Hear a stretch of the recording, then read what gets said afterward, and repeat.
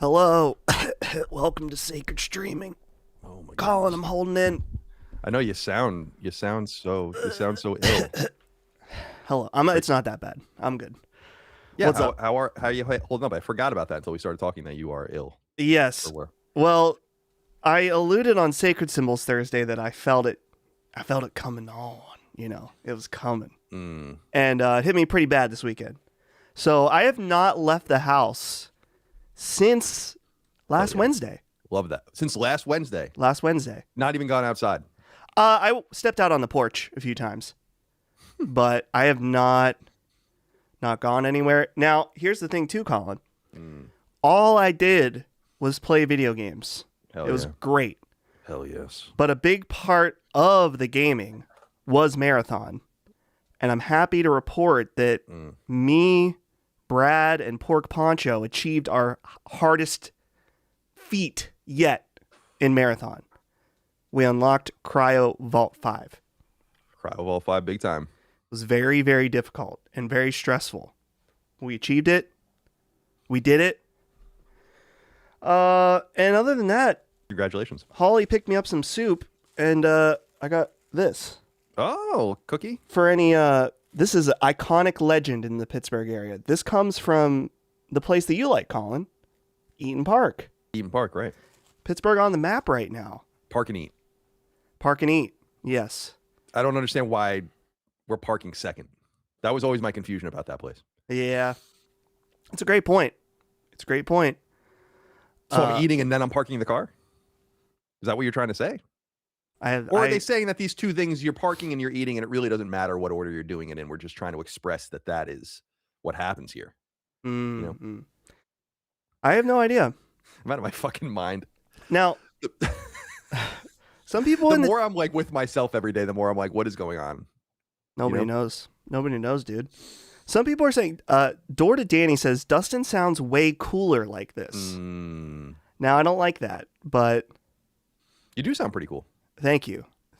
I, honestly, like, during the day, I'm pretty fine. It's the night, it's like going to bed and then waking up feel terrible. But by the time noon rolls around, I'm like, I'm good, Mm-hmm. But, so Colin, I saw your smoked wings. You were watching the NFL draft. I saw, the only thing I saw about this, Colin, is that all the Steeler fans left on day one after their pick came out.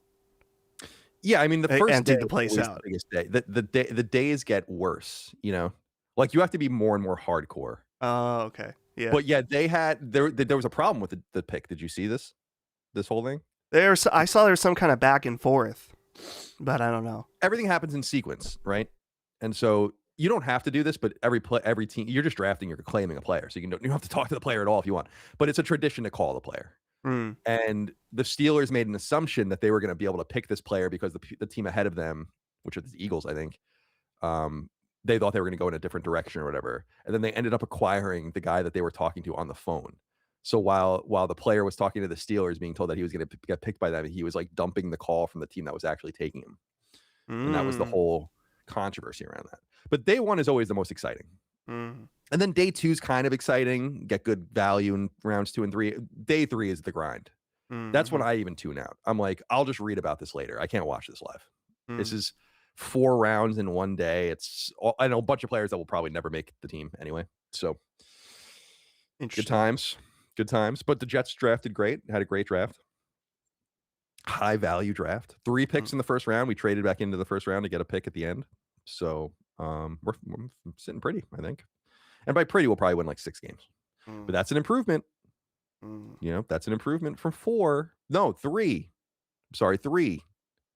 So we'll win twice as many. Let's see here. I did see a comment before I wanted to read, but it went away. I don't remember what it was. It's too bad. It's too bad because it didn't really matter anyway. Sure. And what really does matter at this point? Oh, here it is. Scary Christo says, Returnal Tower because you guys won't. No, you're right. I won't. I have every trophy in the Tower of Sisyphus, so obviously I did at some point. Isn't that right? Sure. Do you? Me? Do you out there? No, not you. Oh. You Are you man enough to have every trophy in Tower of Sisyphus? Did you find all of the flower petals? Did you do the secret ending? Did you go to the hospital? Those are the only questions. Saros is ready to go. George Saros is ready. Tonight at midnight. Oh, shit. I didn't realize that. I guess, yeah, it comes out Tuesday, so it'd be tonight at midnight. If you're getting got. I'm getting got. Yeah, I'm getting got. I probably shouldn't have gotten got, but I really want to play it. I still haven't gotten a Pragmata, but I'm like, I got to just wedge that in later, I guess. Yeah. I beat Mouse PI last night. Nice. I have 91% of the trophies. The trophies are broken. Or at least they were broken, so I'm playing through the game again to get them. I don't know. So there are these different things where the only trophies I'm missing are like to wrap up 3 parts of the case or whatever. These are semi-missable because there are some clues that you can miss. So I'm just dashing through the game as quickly as I can, trying to find these things to see if the trophies are truly broken or if I can clean these up. And then that'll be that. What a game. Yeah. Bro. Good game. What a game. Just absolutely amazing game. I love it. Love that game. But I'm sorry, were you going to say something? Well, no, I don't want to cut you off. I just wanted to. No, please. There's a super chat that came through before my software was up, so I want to read it before I lose it. Yeah, please. It's from Daddy T. He says, certain industry insiders have said the 3rd vampire game is already in the works. Vampire Snipers. Tommy's skin as part of the Sony deal. Ask yourself if it's worth it. Because at this point, it just goes in one ear and out the other, and you're just paying me. So that's the kind of thing you have to ask yourself that question. By the way, my backyard right now, total non sequitur, total fucked up, totally fucked up. There's people just back there. They're doing a great job. The whole thing's been dug up though, getting rid of things and all that. I was just back there today trying to make some last minute decisions about what we're going to do. It's going to be great. Hell yeah, dude. It's going to be fantastic. I mean, we're always great, but it's going to be even better now. Nice. Very, very excited. Nice. Is it costing me a lot of money? Unfortunately, yes. Well. But in fact, like all of the, because we got the pool, from this asshole and he charged quite a bit of money, but not the normal amount of money. The work we're doing is more than what the pool was. And that makes me feel kind of like, fuck. What are we doing here? But has to be done. Has to be done. Side thought, Colin, that I wanted to bring up because I realized series of non sequiturs. I love this. Keep up. Yeah. So, I'm sure everyone saw the attempted shooting at the press dinner. An interesting technique to just run. Not a bad technique. I'm glad he failed, but here's my point. Yeah. The first time someone tries to assassinate the current president, well, I guess he wasn't current at the time, Butler, PA, Ben and I, not at the rally, but nearby. Okay. Second attempt, no one nearby. Third attempt, it turns out Mr. Matty Plays is also in DC. So 66%, there's a last stand. He's not the one doing it. I'm saying, is there some kind of bad luck around Last Stand and presidents? Perhaps. Clearly, in some way. I'm not even sure it's anecdotal anymore. Yeah. What's Matty doing over there in DC? Did you see that? Yeah, he's doing Fallout. He's doing the Fallout 3 recreation. Oh, okay. I've been watching The Handmaid's Tale. Washington plays fairly prominent in there too, but in a more disturbing way. Have you ever seen images of Washington D.C. from that show? The Washington Monument's made into like a gigantic cross. It's very eerie, very strange. Mr. Matty Plays. I haven't spoken to him in a while. Those guys kind of just do their thing. Yeah, Matty, he skipped town for the last 2 weeks on Last Stand stuff.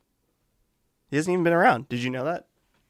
Yeah, I knew that too late, but yeah, I didn't when it happened. When I first saw, because I think there have been 2 episodes without him, but the first time I saw one of the episodes, I was like, oh, okay. Well, you guys, sort it out. So it's handled.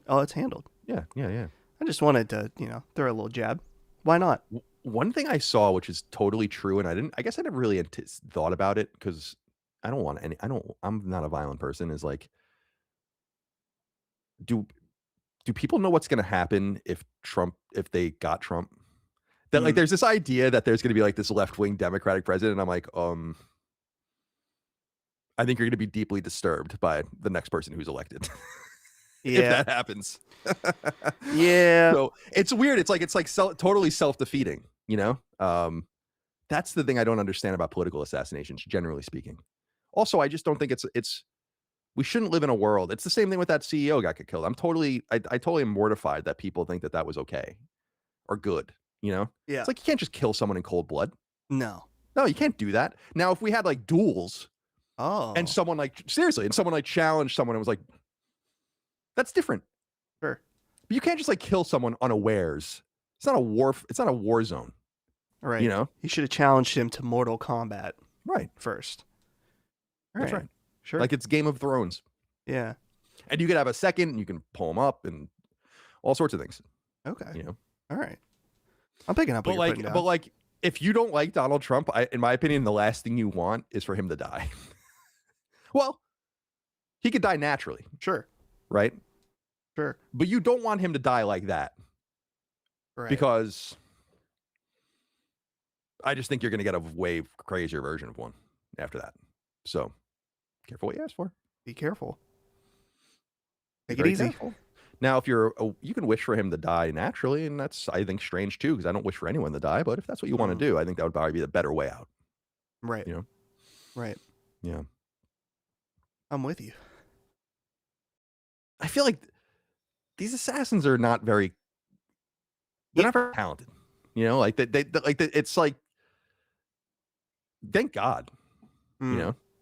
I was telling Holly this. This is a very nuanced thing to say, so it's perfect for someone to clip out and take out of context. Oh, good. I was saying, I don't want any assassination to take place. Let me be clear about that. Do you think that guy, he's probably like, fuck, I just threw the rest of my life away and I didn't even achieve anything. I guess it makes a statement that he attempted to do this and now everyone's talking about it. No, it's like remember the dude that lit himself on fire, the Air Force guy that lit himself on fire to protest the Palestinian the war. No one cares about that guy. No one's ever going to think about that guy ever again. Right. It's the same thing with these assassins. It's like, what's a good example? Like, wasn't Chester Arthur or something was shot in like the 1880s in a train station in Washington, D.C. and lived? Like, no one really knows about that guy. You know? It's the guy that like killed McKinley that people know, or Oswald. People talk less about the guy that shot Reagan because it didn't work. Right. You know? I just don't believe in violence as a solution to that because I think it will exacerbate things. You know? Yeah. That's the. Now, and I just don't think you should be killing people in cold blood. I just feel like that's, you know, normal. It's a normal thing to feel. Like the CEO, the healthcare CEO. If you felt like the healthcare CEO did something wrong, then charge him with something and imprison him. But you can't just like kill. You can't walk up to someone and just kill him and shoot him in the face. You know. Someone in the chat. That's why with that Luigi Angione guy, it's like too bad, man. Like he should be executed. No doubt should be executed. But that's not going to happen. So, it is what it is. Someone in the chat said he's only going to get to be in jail for 10 years. He has his whole life ahead of him. Is that true? But think about how long that 10 years is going to be when he can't go on Reddit. Yeah. How is he going to go on Reddit? Now, with all of the other middle-aged white women. What were you going to say? I was going to say, I just feel like if you're attempting to murder, even not high profile, but you have a plan to try to murder many people, and you even execute on it unsuccessly, I feel like that should be life. Yeah, I mean, no doubt, in my opinion. It just seems like, I guess there's there's different laws. I don't know. Whatever the law is. Yeah. But like, the thing that the Luigi Mangione thing is so interesting because it's like, well, I don't want to hear. I'm certainly not going to shed any tears for any violence that happens moving forward, like in this public display of whatever. I just don't want anyone to die. You know, like I don't want to live in a society like that. I don't want to live in a society where like you have a grievance and you could just walk up to someone and shoot them in the head. I'm just not into it. No. You know, I don't want to live in that world. So it's agree. disturbing and weird, but that's communism for you. So what are you gonna do? Well, couple communists. You know what they say the only good communist is? You just said no murder. Well, I didn't say I want to murder anyone. Oh. You know. All right. Let's see. What do you look at the chat? I'm trying to look at the chat here, but it's nothing. Are you seeing something funny? No, I'm just laughing at our conversation. I know our conversation is nonsensical. Today we're here to celebrate. Are you doing all right? Yeah, I'm doing fine. I'm just sniffly. I'm trying not to sniff or cough or sneeze or whatever in the mic. So you're going to see me muting. Mm-hmm. I mute when I sneeze all the time, cough. That's okay. That's good. You gotta blow your nose. I got the tissues at the desk, Gunner style. Mm-hmm. And I already have some used tissues on the desk. It's not a good looking scene, if I'm being honest. But I'm fine. I feel fine. So, there you go. I'm glad you feel okay. Thank you. Could have done what my dad used to do. Like when you start getting sick, my dad would like shove like echinacea and vitamin C down your throat like it was fucking going out of style. And sometimes that worked. Sure. The echinacea is the secret. There's a secret something. Yeah. You know? I had some echinacea tea a few nights ago. And it was good. Very good. There's something about echinacea. Wait, what did the commies do this time? Someone asked in the chat. Nothing, just be total losers. You know? Sure. Communism is so funny, man. I love it. It's so funny. Yeah. Like, what a goofy thing. And the people that support it are the goofiest of them all. You know? Yeah. Absolute goofy losers. Just ask the Bolsheviks how it went. Someone said something funny in chat. This one says, Dustin on his deathbed and still shows up for work. Nobody cares about Last Stand more than him. That's not the funny part. Nerf Ninja follow-up. Brad would have gotten better sooner. That's that's true. Here's the thing. I was thinking this earlier. If I texted Colin last night, I'm like, bro, I'm sick. I can't do this. I know you would have been like, no problem. We'll work it out. But the reality is there's people that go to work. They have like hard jobs and they can't skip and they go to work and they suffer. And I'm like, I just have to sit at this desk and talk. I can handle it. Yeah, it's not a big deal. It's no problem. Don't overthink it. Not a problem. You know, don't overthink it. We are what we are and we're doing what we're doing. Yeah. And I don't want you to worry about anything. You know, I don't want you to worry about anything at all. Don't want to worry about your wife. I don't want you to worry about your house. I don't want you to worry about your incoming child. I don't want you to worry about your dog. I don't want you to worry about your parents. I don't want you to worry about what you're having for lunch or dinner today. I don't want you to worry about if the lawn needs to be mowed. I don't want you to worry did I miss garbage day and I didn't put the garbage out in time? That's tonight. You know, it's tonight for me as well. Garbage Eve, as Holly and I like to call it. Monday night is Monday night's garbage night. Absolutely 100%. Go around the house, get all the garbage. You know, there's actually really not. There's only one garbage upstairs. Remember, I'm a one garbage guy. It was Micah coming in, making me put more garbages in the house. Because I like the idea of funneling everything into one garbage can. Everything just goes into one garbage can. And you don't worry about all that other stuff. Can't do it, though. Can't do it, man. You know? Can't do it. Can't do it. All right. Well, let's see here. Vampires. Sure. All right. I'm gonna bring up the game screen now. Colin, have you played this game yet? Or is this fresh? That's why I thought I would do it here. Yes. This game, amazing. And I can help you lightly with some tips I've learned along the way. Thank you. You good, dog. Pause. You all right? Just looking at you. Oh. Just looking at you. What happened? Nothing. Oh. All right. So, Saint Slayer. This is the PS4 version. We'll stream Saint Slayer next week, and I will platinum the entire PS4 version in one run. So I'll look forward to that. Thank you for everyone buying the game and reviewing it and all of the rest. We're really proud of it, and it's doing really well for us. So thank you. And I have a meeting this week with Barry to discuss what we might want to do next, which is pretty exciting. So thank you out there for supporting Saint Slayer on a platform of your choice. All right, but Vampire Crawlers, here it is. I bought it when it came out. Haven't had a chance to play it. We'll begin it now. You know who else is addicted to this game? Whom? Holly. Whomst? Oh. Holly is going hard in the paint on this game. So yeah, I don't even really know what to expect with this. But I thought we would just see. What is this? So this is just throwing you right in? Throws you right in. This is the tutorial right here. So it plays like a dungeon role-playing game? It's like a dungeon crawler with cards. So I think you hit your left stick and it will rotate you. Oh, or you can just walk right in.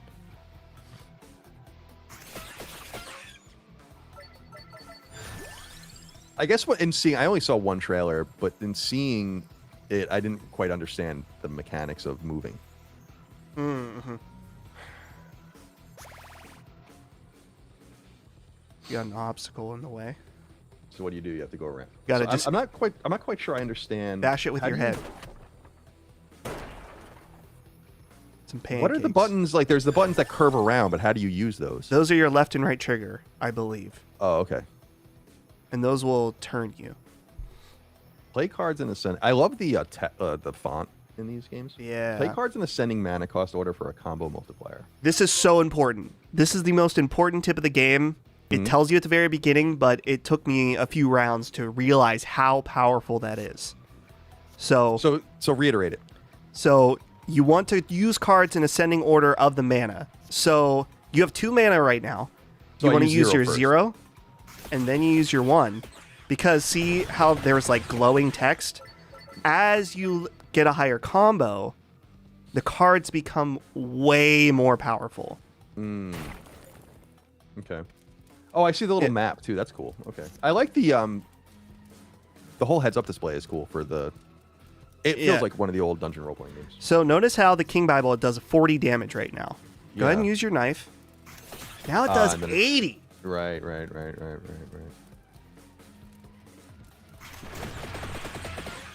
And you cleared that front row, so the row behind comes up.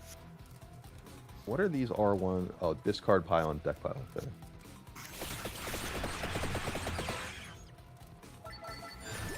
Uncharted Wolf says combos with wild cards can break the game. I have broken this game already, and it feels great. I think that's the point.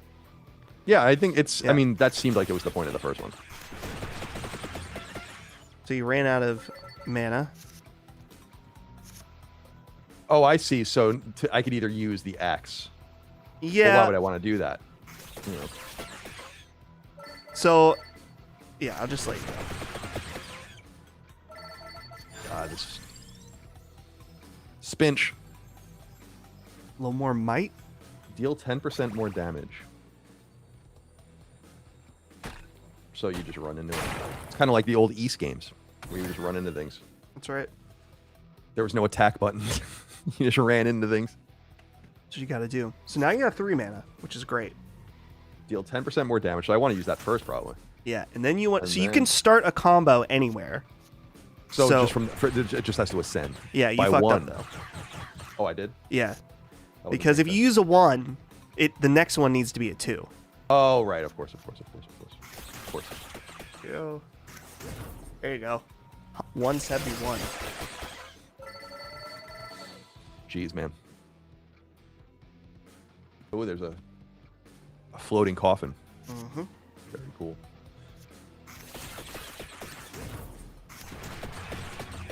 Oh, did I mess it up? Because I used No, you didn't mess it up. You had a choice between either one of those. Well, I don't know. Maybe you did mess it up. Yay, a level 3 card. So as I play through the stages, do I have to get the cards over and over again? So, yeah. Basically, every time you level up, you get a choice of a new card. Also, as you play, there will be cards eventually that give you, like, it's like a book, and it gives you another mana. So the combos start getting crazy. So you kind of got dicked in that hand because you didn't have any combo, but you're still good.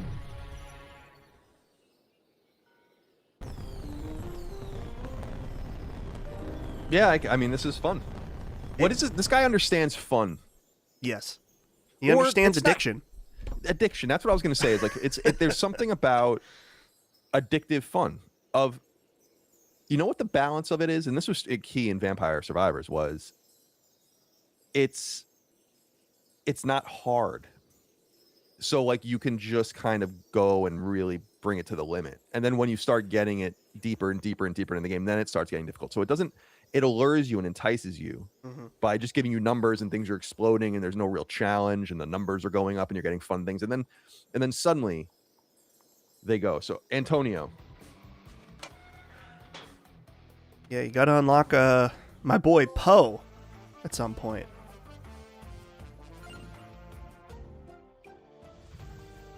This is Colin bait. This screen here. Oh, yeah. I wonder how many of the trophies I have. Are they? Oh, yeah. You'll get like 6 trophies per playthrough, at least. Yeah, the trophy situation in this game is... I have 65% of the achievements on Steam. Not that I even care about Steam achievements, but... It's hysterical that he does this. Like, he gets it.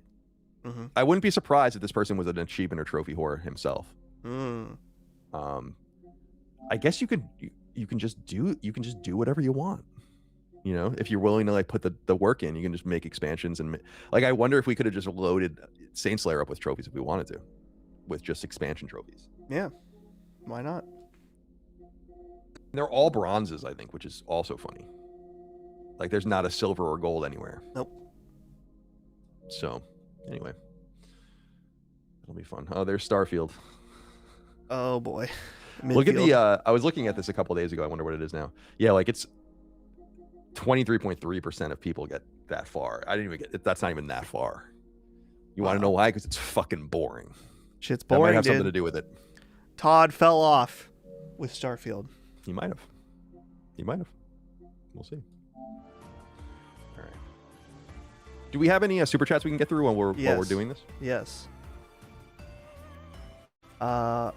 Frostbite Slash says, what are your thoughts on the Fair Games playtest that happened over the weekend? The private Discord for feedback was filled with heavy criticism and negativity.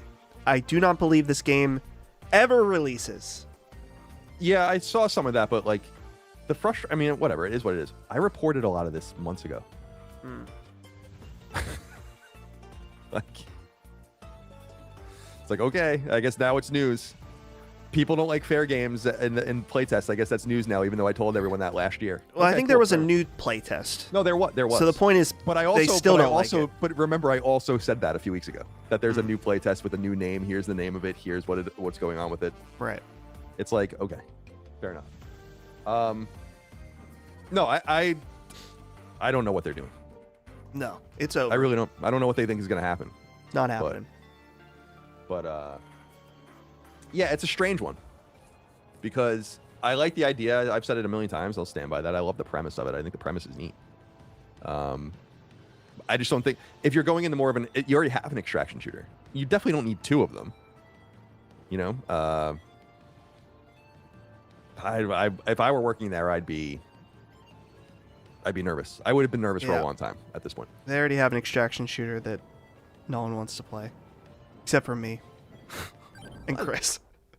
Marathon's doing fine. Yeah, it's doing fine. It's so good. It's my game of the year so far.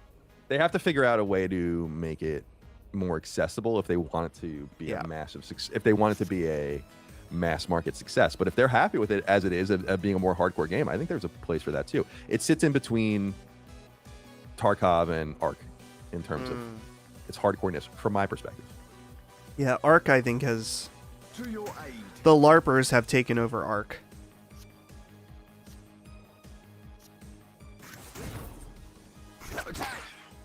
The LARPer, is that true? I've heard that it's become so PvE centered and that people really get mad if you kill each other. I don't know how true that is. I've just seen people talk about that. I haven't played it recently, though. Pick up a few cards. I'm trying to remember what cards you started with. I think you can hit L1 to see what cards you currently have. I just looked at my controller. Oh. When you're like, hit L1, and I'm like... Uh-oh. Uh-oh. What was that? What was that, dude?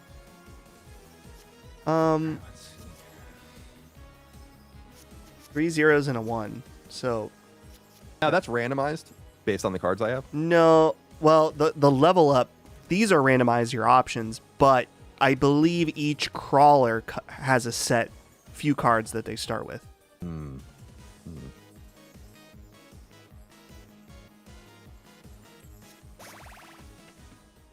Next super chat is from Douchebag. Damn. Been addicted to Saint Slayer. It's true, once you get good, the game is pretty easy. Going for all the achievements, 9 left to go. Congrats on such a great game. Thank you. Yeah, it's been fun to hear people's differing opinions on the difficulty of it. I find it, like, people that are talking about how it's like the hardest thing they've ever... I'm like, come on, guys. But teach their own, you know, whatever pleases you. People were really happy with it, and I'm glad people are finally getting through it. I think the platinum rate's almost at 1%, so people are starting to get it, which is good. And yeah, it requires a lot of playthroughs. It doesn't require as many as I'm saying. If you want to cheat, kind of, you can use passwords and stuff, make it easier. But if you want to do it all natural, you have to beat it about 8 times. I saw one person got the platinum on both versions. Oh. So we have ourselves a fan, a real fan of real gamer. A real fan of the craft. Sure. Very exciting. I'm gonna eat some of this cookie on stream. Please do it. RP Jordan says Saint Gayer. No. No. No. Saint Gayer, spear of homosexuality. Taint Slayer. You were almost there. You almost got the right one. Taint Slayer, yeah. Saint Gayer is like, that's good, but it's not great. It's not great. You could have done better than that, in my opinion. Gabroxia. Gabroxia.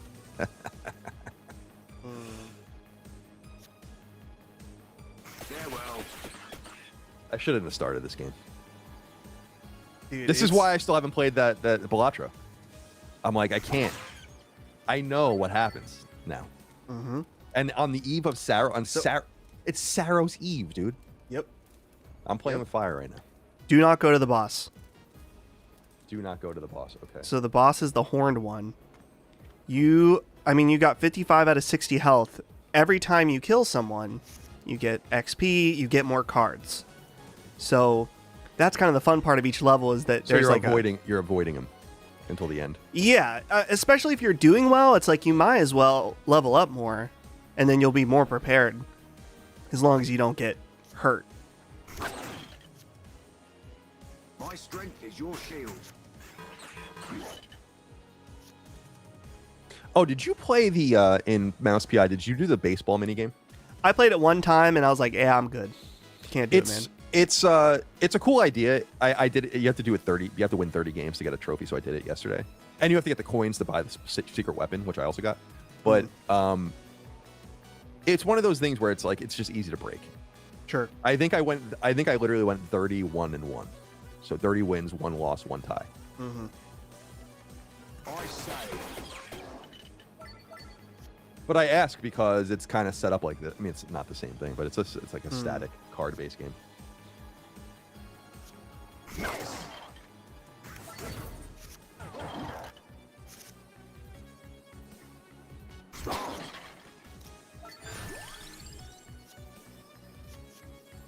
Yeah, I figured out breaking this game by there's a character that if you have her equipped, every time you draw a yellow card, or every time you use a yellow card, you draw another card.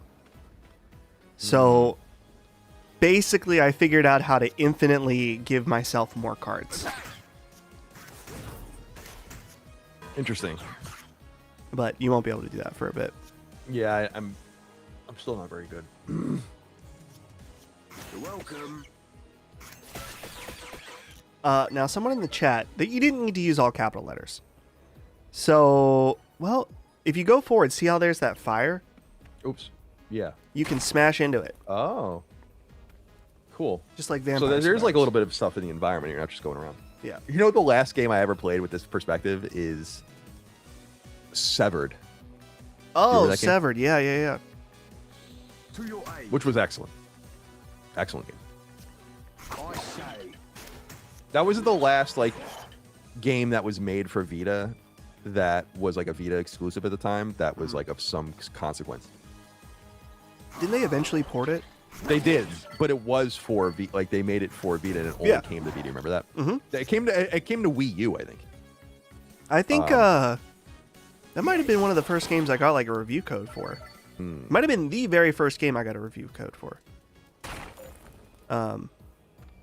Now I can't even get into their demo at Summer Game Fest. Really? If Last you want year. to, I'm No, not this year. I'm not going this year. Oh right. Okay. Oh, that's right. Oh, I could have helped you with that. I'm friend. They still put me as a thank you in all their games. I You know? told the person, I was like, hey, is there a chance I can get in? They're like, no, we're all booked. All right. All right, dude. You didn't answer my email. That's like when booking it people earlier. ask me for a code and I'm like, sorry, man, can't do it. Can't do it. Even though I have I have so many codes for Saint Slayer, you can like, it's like one of those documents you would, like a scribe would come out to a king and flick his wrist and it's like Santa's list. It would roll to the ground. Right. And that's how many lists I have, or how many codes I have. Yeah. But alas. So now I go fight the boss. Yeah, go fight the boss. I'll read the super chat because it's it's mostly for me. From Josh Duckwall. Hello, gents. Cheers from Fort Worth. Dustin, do you still need that hockey puck from Bucky's? I'm only 10 minutes from one. Appreciate the content, guys. Also, Colin. Kenyon Shattuck is fantastic. Oh, Sakid. Saki, it's Sadiq. Oh, Sadiq. Yeah, Sadiq. He's the Sadiq. tight end the Jets chose. Is fantastic. So a great get for the Jets. Now, as far as the Bucky's puck, many people have messaged me, but I was keeping it so low key this weekend from being sick that I have not messaged anyone back. So I need to read through them and figure out who it is the most convenient for. To your aid.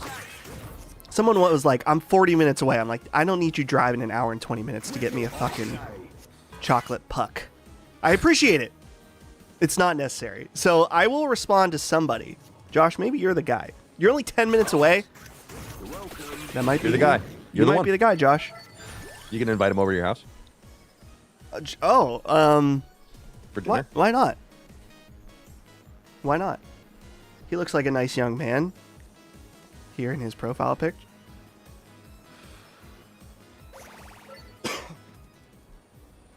I told Pork Poncho that I'd give him my house the other day when we were playing. Right, just give it. Well, he was like, oh, do you mind if I take that piece of loot that he needed? And I was like, listen, Pork, you can have whatever you want. I'll give you anything here. I'll give you my house.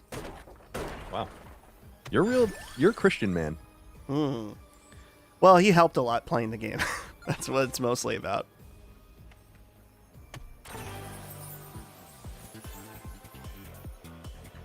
Oh, so is this your first gem?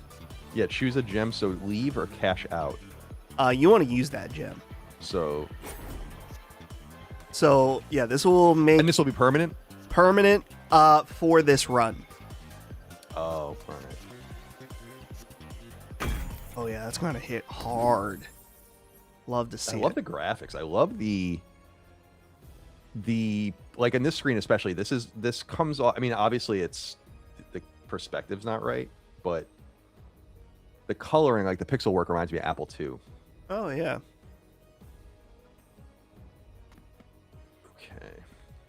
This Oh, isn't so a- we're on map 2 of 4 for this run. Yes. I see.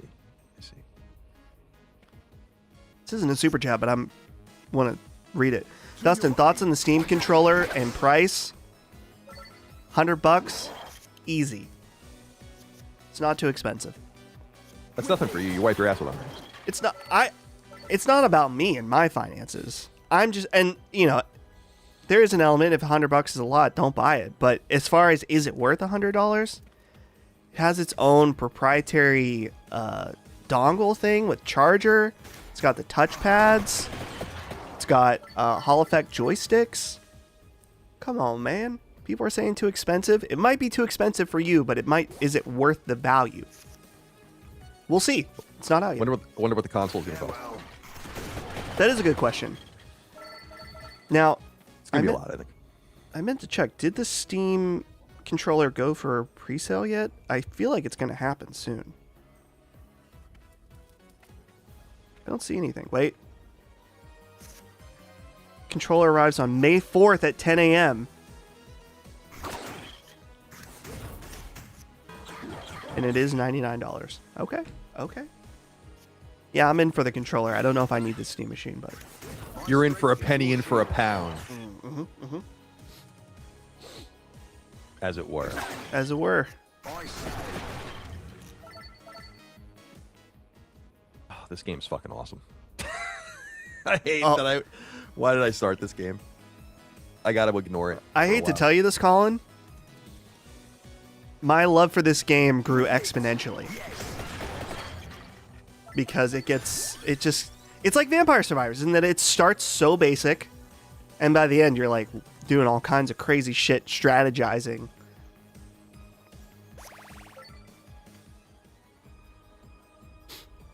It's fun, man. Yeah, it's good. What's the question mark over there? I want to know. I like how they bounce up. Like when the enemies, like you run into one enemy, and the enemies from behind come up. People are asking about the status of my bidet. The bidet, What's going on with that? it had a small leak where the water line comes in, and we didn't know if we were going to be able to fix it without a replacement part. But we figured it out. So that we thought that we were going to be bidetless for a little bit. Yeah. But we were fine. My asshole intact for the time being. You're so French. It's disturbing. Oh, hey. Bothers me a lot. Why is it got to be French? There's a bidet in it, nearly every toilet in Japan as well. That's true, but it's French. All right. The Japanese are occasionally susceptible to flights of fancy. All right. As we saw with the East Asia co-prosperity sphere in the 1930s. I'm like out of my mind right now. I don't know what's wrong with me. I didn't really sleep very much this weekend. Yeah, I was having some insomnia issues from this sickness, I think. You're down with the sickness. Little Raisin with the next super chat Little Raisin says, favorite evolution in Vampire Survivors. Mine is Unholy Vespers. I don't remember them by name. I don't know. I like the upgraded Bible that's red that has the V on it. I got to get back to that too because I never even platinumed that or anything like that. But I really loved it. I think I kind of I was getting bored with it eventually. I was like, all right, I kind of like understand. 20 or 30 hours with this thing. It's like, all right, I get it. But there is a lot more to see and do, I think, in it. Yeah. Damn, I was like, on that guy. That was cool. So in a situation like this, you have all zeros. There's no combos. You can hit square and hit play all. Yeah, No, but it just- doesn't do it. I did that before. Oh, so if they're all zeros, yeah, there's no order. Right. Yeah. Right. Also, you could, if you want to be fancy as fuck with it, you can hold X and rearrange the cards and then hit play all.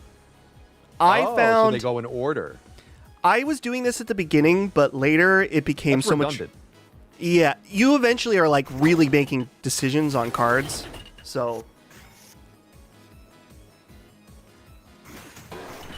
how hard was the Vampire Survivors Platinum? I wouldn't say it was very hard. It's just time consuming. That's Kyle in the chat. He works on Overwatch, Oh, that's nice. That's fun. and he was on Summit Side. Oh, I saw that. That's who that person is. Cool. Yeah. Death Metal in Your Face Says, what happened to Jaffe? Sacred Symbols What do you mean, what Plus. happened? Yeah, he was just on Sacred Symbols Plus 2 days ago. I think... What happened to your eyes being able to read English? Well, you did say last week you thought you were going to have Jaffe on this today. This person might not be on Patreon. So how would they know? That's true.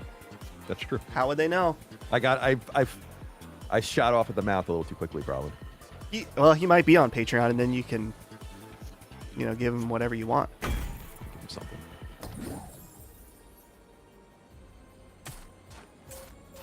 I like how you dig up these bodies or whatever. Mm-hmm. God, this game's fucking good. This is a problem. This is a big problem on Saros Eve. Yes. And a big problem on Mouse PI must play through again for Platinum Trophy Eve as well. Mm-hmm. Mm-hmm. God, we're eating good in the game. Can you imagine looking around the gaming ecosystem and being like, what am I supposed to play right now? There's nothing to play. You're shot in the fucking head if you feel that way. You're literally retarded. If you feel that way. Literally, in the most literal sense. Because we throw that word around figuratively all the time, but I mean it literally. Sure. Like you're operating with a 55 IQ. Like the IQ of an eggplant. Yeah. I realized I'm not quite Chris level, but I have 142 hours on Marathon now. That's hardcore, dude. And that's more than I played almost any game in my life. What's crazy is that I still have not done all of the endgame stuff. Which just goes to show, controversial take, maybe not controversial.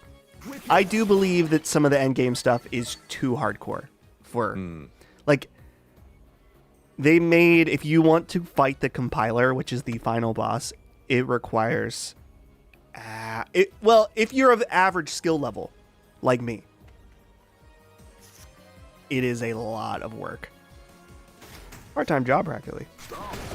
Right, Marathon. Damn, I fucked. Yeah, dude, I'm so thrilled that, like, it's been especially fun for me to see Chris so into it. Because he doesn't get mega into games. Like, he plays persistently a lot of different things, tries a lot of different things. He plays most like Jaffe. Sure. And, like, he dabbles with things and then gets caught up in something random. Then we'll go back and play something old. I'm, like, very much a completionist. Like, I like to beat the games I play. I beat 90% of the games I play probably, and I platinum probably 60 or 70% of them. So, like, we all play very differently. So it's cool to see him so into something. Sure. Like falling head over heels for it, which I haven't seen him that way. I mean, he was like that about Destiny 2 for a while. He was like that about Red Dead. We're both like that about BioShock. Death Stranding, we were kind of like that. Mm-hmm. The first one. It seemed like no one cared about the second one except for me in the family, really. Wow. Because that's a fucking phenomenal game, in my opinion. I'd say it's but top like, yeah, 5. it's cool. Like, it's like once in a couple of years, probably we get him like that. Mm-hmm. Like where he's obsessed with it. I think that's nice. Yeah, it's fun. It's fun for me. Absolutely. Now, who's this guy? Hobo Johnson. He looks like he's even tougher than the boss, perhaps. He might be. And I only have 30 hit points. He looks like a guy that's gonna shit on the sidewalk in San Francisco. Yeah, he does. I'm very familiar with that. Yeah. Mission in 5th, human shit capital of the world. Dude, I don't know if I've ever told you this. My first time in San Francisco, me and Brandon are getting an Uber, and we're just like looking out at the city and stuff. And this young girl is our Uber driver, probably about our age. And Brandon looks out his window and he's like, that homeless guy his ass is out. Like, he's bent over. And the Uber driver, very nonchalant, was like, oh, he's probably just putting heroin up there. Yeah. Man. And Brandon went, ah. And then it was total silence in the car. Maybe not the rest of the drive, but you get used to a certain level of degeneracy in San Francisco. I heard it got, when I left in 2017, I lived there for 10 years. I heard it got way worse, and then it actually is getting better now. Oh. And I think they got like a DA that's actually like prosecuting people. And San Francisco is a comic book. Mm-hmm. You have to understand that. Like, whatever you think comic book liberalism is, you ain't seen nothing. San Francisco is the city that got rid of got rid of honors and advanced placement classes to not make people feel bad. Mm-hmm. fucking rules. Like I thought that was the funniest thing ever. I'm like, that is awesome. This play, and two things: no children in San Francisco, not literally but figuratively. Like there are no kids there, which is so funny to me. It's a GTA town. That's exactly right. Yeah. And no religion, godless. Oh, no gods or kings, only man. Right. That's Oh right. yeah. But I've heard it's gotten better. Like it's getting better. It's all about leadership. It's like what happened in New York City in the early 90s when it got turned around. You know. All right, who's next on this super chat list? Yeah, let's keep going. All right. Oh, who's that? Oh shit! Mash X. Mash. Yep. Fuck him up. There you go.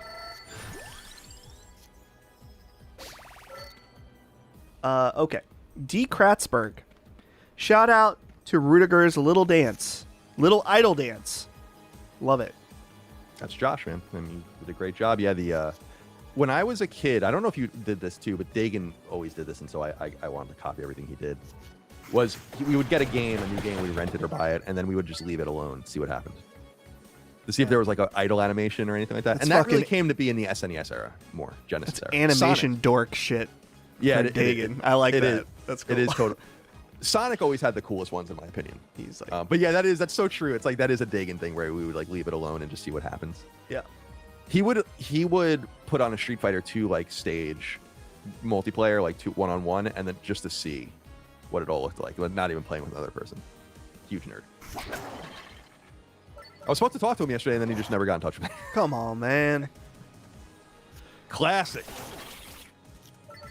King of the Wicker People asks, I'm trying to grow a stash. Any tips? Well, Got to just do it.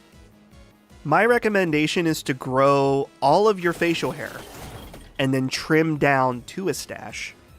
Because if you got a little fuzz, you know, it might look a little, I don't know. Am I allowed to say it? Look like a pedophile? PDF? Sure. So it's better to let it all grow and then trim it down. Yeah.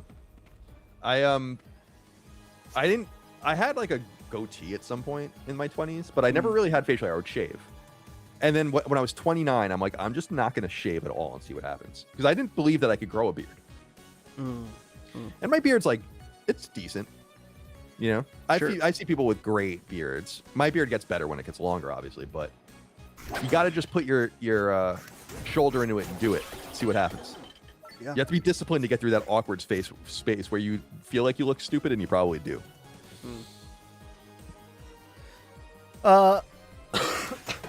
Sorry, I didn't get to mute on that one. Bearded Wizard.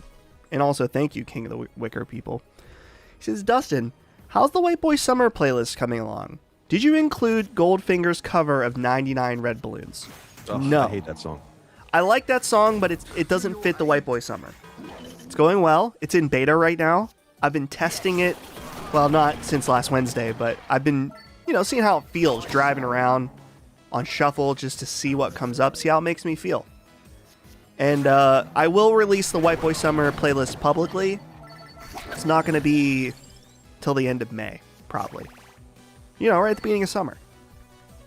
So look forward to it. I love that you're testing it right now. It's beta soft, testing. It's a soft launch. Yeah, it needs refinement. Because like I said initially, it's all about how it makes you feel. And what makes a white boy quirked up. Oops, I'm not doing it. Okay. Clean frame. Can y'all tell y'all's experience? Too many y'alls. Can y'all tell y'all's? Can Yins tell Yin's experience with Capcom's Fall of Grace that got them the labored Crapcom, then their rise as Cap God? I prefer Capcom within the past 10 years. Yeah, it's way better. Cap God is not. I'm not doing that. Capcom is good. So I want this, and then I'm gonna put it in. I'm putting it in. I'm gonna come. I'm trying to think what are the iconic Crapcom games of that era? Well, everything in that era revolved around Resident Evil 5 and Resident Evil 6. Yeah. But it was, which is ironic when you look at it, because those games are not that bad and sold extraordinarily well.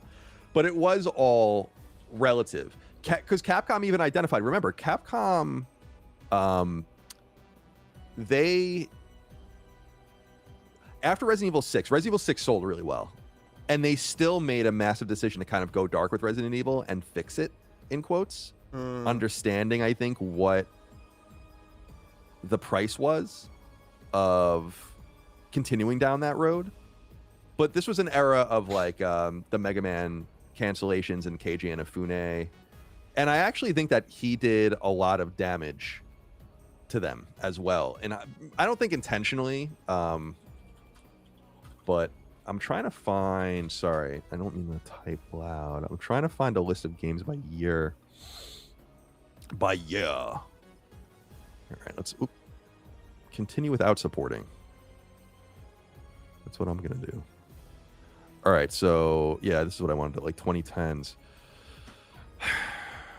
Yeah, so like Lost Planet 2, Dead Rising 2, Bionic Commando Rearm 2, Marvel vs. Capcom 3, Asura's Wrath, DMC. Oh, DMC. The original Dragon's Dogma. Yeah, so it's just a weak era for them. Like incredibly weak, I think, by their normal standards. Some might say it started with God Hand.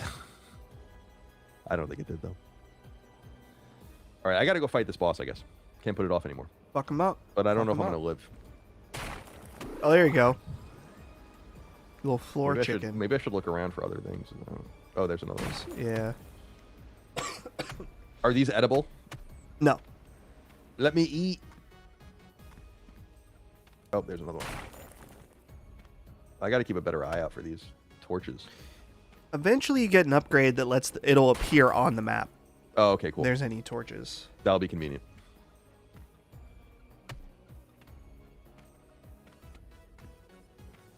God, this reminds me so much of Severed.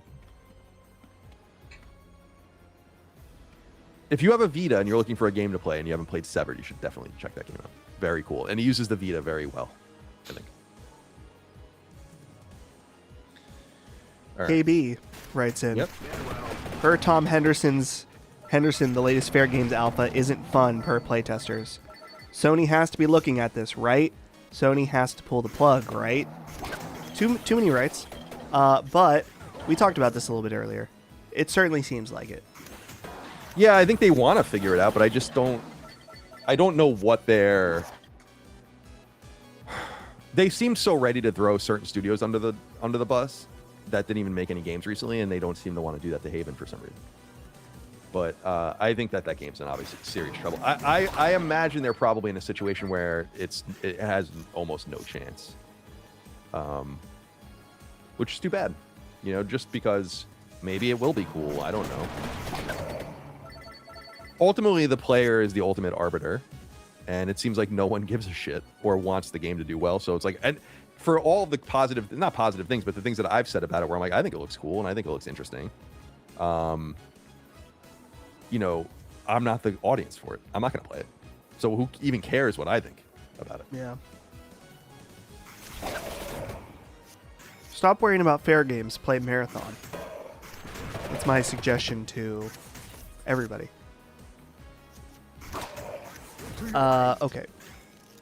Jake Triplet swapped to PS5 from Xbox. What first-party game would you recommend me attack next? I am finishing The Last of Us 2 currently.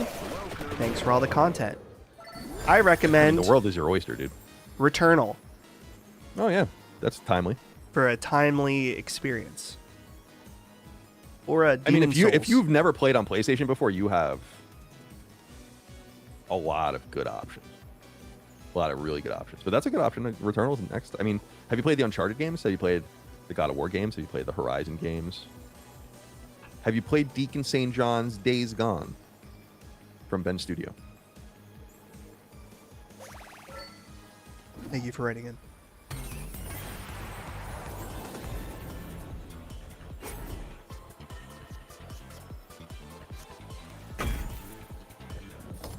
Okay.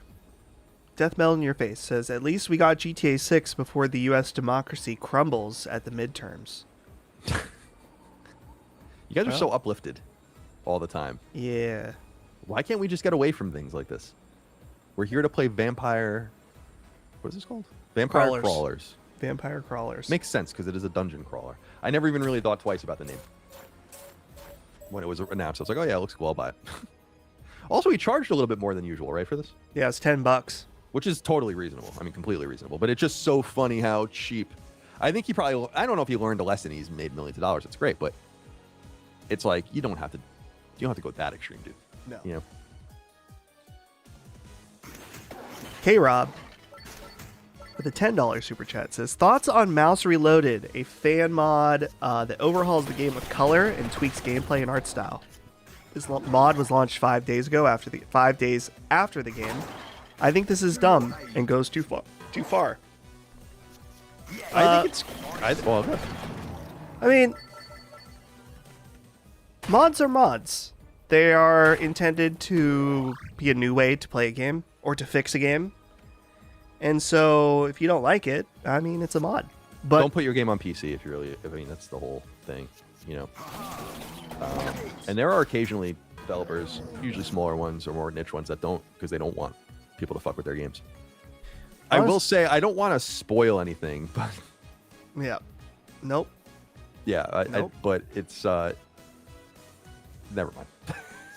Farewell. You beat it, right? Yep. Yeah, so it's like... But as far as a mod that overall's that crazy, I mean, I think that's kind of cool that, I mean, I've already beaten the game. I'm not really that gung-ho. I have so much to play that I don't need to mod most of the time, like stuff like that, but I don't know. The one thing I have a problem with mods is, and we've said this before, I feel this way about fan games and everything, is like you're wasting your good talent. Like you have obvious talent. Go make something new. Like put your efforts into something different. I appreciate the mod community. It's as old as computer gaming. And that level of accessibility is neat. But I get so frustrated seeing people do these things. Chronicles of the Wolf, that game I played recently, that guy cut his teeth, as we discussed, I think, on one of the shows, making Castlevania fan games. And then he finally was like, I'm ready, and he started making his own games, and they are essentially Castlevania games, but they're great. And it's like, that's what you should do. Put all that energy. There's this website I used to read when I was younger. It still exists. I won't say what it is, but it's a huge Mega Man website. They have, and the person has written over like 25 or 30 years, like extensive Mega Man fan fiction, which I've read some of it just to see, and I'm like, you're a good writer. Why are you wasting your time doing this? You know, like, why are you even doing this? Write something new about a different robot. You can even just make it a copy of something, but I don't know. Maybe that's just a me problem. Some people like it. No, but real quick, Zane says some people have a passion for art and don't care about making money. It's not about making money. Most people that make games don't make any money. Look at Steam. That's not the point. The point is just to make something original. Put something original into the world. That can be heavily inspired by something. Most things are. Everything I've ever written for any game is inspired by something. But it's still unique in its own thing. So that's my point. Trust me, most of you aren't going to make any money making games. Sure. That was a little mean. I'm sorry. Wings of Justice says Colin should interview Diana Rossini. Oh, Diana Rossini is an NFL reporter. Why? First of all, why? That's a fascinating story. You don't know anything about that, probably. No. The question you have to ask yourself is, why would Diana Rossini talk to anyone, and why would she talk to me? Diana Rossini was the NFL insider. That's kind of like a term in the NFL world of like people that are kind of journalists, but they really just have great connections and they just leak a bunch of shit. She was seemingly and is being caught and assumed to have been having some sort of affair with the coach of the New England Patriots. And seemingly maybe they misrepresented their relationship or whatever. We have to see what happens, but it's a huge story in the NFL, like for the last few weeks. Huge. Sounds Huge. great for Sacred Symbols Plus. Yes. Very appropriate. Yes. Sorry, Wings of Justice. I don't mean to make fun of you, but I will a little bit. Yeah. So Because we we'll love come you. on and talk about that for some reason. Yeah. and she'll talk to me. Yeah. Her career's ruined. Come talk to Colin. Wow, we have a $49.99 super chat Wow. from Go buy King of an the Wicker NES game. people. Yeah. Is there Capcom revision going on? I played Resident Evil 4 Remake for the first time, and my YouTube was flooded with videos talking about the remakes being crap or soulless. Now we have the Pragmata kerfuffle. Is there a movement to discredit them or something? No. People are just miserable. Yeah. People just hate us. Like, Nothing's ever good enough. you Why- have to understand that I've gotten to the point where, like, I take so little of what anyone says about anything seriously that, especially in the game space, what do I care what some 15 or 20-year-old that wasn't even around for Resident Evil 4 thinks about Resident Evil 4, and if the new one is improved or not? It's just like, I'm so deep into this that, like, I just feel like I trust my own instincts more than anyone else's, what anyone else says. And hating on the Resident Evil remakes is nuts. Like, nuts. I understand RE3 was a little soft. I still thought it was good. Sure. But RE2, RE4, these are S-level games. And vastly better than the original versions. You know, I was in college when Resident Evil 4 came out. I was in high school when Resident Evil 2 came out. I was around. I played them. I have contemporaneous memories of those games. Why not, like, embrace the improvement? You can always go back and play the old ones, and the old ones are still great. But to compare Resident Evil 4 on GameCube to Resident Evil 4 on PS5 and be like, well, this sucks. Like, okay. Sure it does. I think they each hold their own in different ways. They can both be great. If you don't like one of them, then throw it away. Yes. And yeah, the Pragmata stuff is just retards. I don't know how else to put it. The Pragmata thing is like, are you talking about like the sexualization of the girl Yes. or whatever? That is, didn't I say this on Sacred Symbols that, like, we've known about this game since the PS5 was announced, Yeah. and not 1 second did I ever think anything creepy or weird was going on in Pragmata. That's you telling on yourself, and is really no different than Ellie and Joel in a lot of ways. It's like you just see an older man and a young girl, and that's where your mind goes, and we're the weird ones. I think someone tried to rage bait me, Colin, in my video. Someone left a comment that was like, "Oh, you deciding to call an adolescent girl cute within the first 30 seconds of the video is certainly a choice." Was it rage bait? Maybe. But there are people that are like that. That are like the word cute. I know that we would be like, "Oh, that's a cute girl." That's like hot, but that's not the only way we use the word cute. Like a cute dog, cute baby. Right, that dog's hot. Dog. Oh. Damn. But That dog's Yeah. sexy. that's sexy. Careful now. Look at that sexy dog. Dog. Sleek. It's self-reporting. Yeah, self-reporting. And we appreciate it, because there's these guys on the internet that are chasing you guys can only do so much. So sometimes you got to self-report and be like, "Oh, Pragmata, this reminds me of something completely perverse." It's like, okay, interesting. Tell me more. Say more. Please say more. Please expose yourself further, but not in that way. That dog is sexy. Well, thank you, King of the Wicker people, for that $49 super chat. Completely unnecessary, but much appreciated. Nerfed Ninja, Mr. Matty, parentheses, John Hinckley Jr. plays. That's a funny. Yeah, so I got 9 trophies, but a lot of them. See, I was saying that this was gonna happen. Does this happen to you? Like they just don't like Vampire Survivors sends so many trophies that they don't pop. This is exactly what happened with the other one. Because it says I have 9 trophies. It didn't pop 9 times. This happened to me this weekend, but for a different game. It's a little bit of an embarrassing story, though. I was thinking that I wanted to play Marathon on PS5 because I've heard that if you turn off matchmaking, that the player pools are much easier because the console people aren't as good as PC players. Sorry, console players. Well, they're playing on controllers. It's not really fair. So I bought it, and I played a little bit on controller, and I'm fucking terrible. So anyway, all this long point is to say, when I bought Marathon and booted it up, it automatically gave me all the trophies that I had on PC. Oh, yeah. And only like 1 or 2 popped.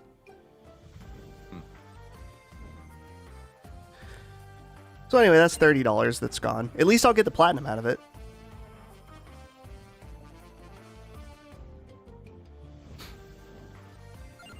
Here's a question for me from Matt Sanders.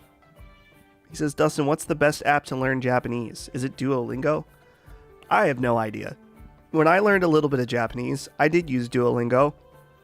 And a Last Stand listener in Kyoto that I've hung out with multiple times said that people that he knows have come and used Duolingo for like a year before coming, and he was shocked by how much they knew. And he's fully fluent in Japanese. So, just like you. Right, just like me. So it seems like it's a pretty... Some people say it sucks. I've found it to be pretty good. If you want my assumption is this about, because I've heard a lot of shit about some of these apps or whatever, is I assume you get out of it what you put in, just like learning language in the real world. So I think people like get these apps and are like, I'm not learning French, and I'm like, you're probably not trying. Like, you have any idea how hard it is to learn a language? Yeah, you have to like really immerse yourself in it, so you're thinking in that language and shit. Like, that's tough. Right. It sounds like Duolingo is a great way to learn some basics and even maybe some more intermediate stuff. And if you are really into it, then you probably should figure out like either private lessons or like a some kind of, not a support group, but you know what I mean, like a group that you can practice together. Any language, doesn't have to be Japanese, but certainly Duolingo for free is... you might not be fluent, but you're definitely going to learn a lot. I can't believe I've done this to myself and started this game. What a stupid thing to do. Well, a lot of people not a lot of people, but every so often I see someone's like, you got to put the Southern man accent away. And I'm like, what's wrong with you? That's never happening. What are you, crazy? Your fucking mind? I said to Pork Poncho. Yeah. Because he's played a lot with us off stream. And I was like, well, you can vouch for us now that like all this stupid shit that we repeat over and over again, it's not a bit. We're just being ourselves. He's like, oh yeah. He's like, it's true. Like It is true. It's not a thing that we just do for the show. Like, okay. Increases might stat. Little gem. Boom. I love that animation of the hammer. So, Colin, where this gets really good... Oh, here, I'll let you pick. What would you do?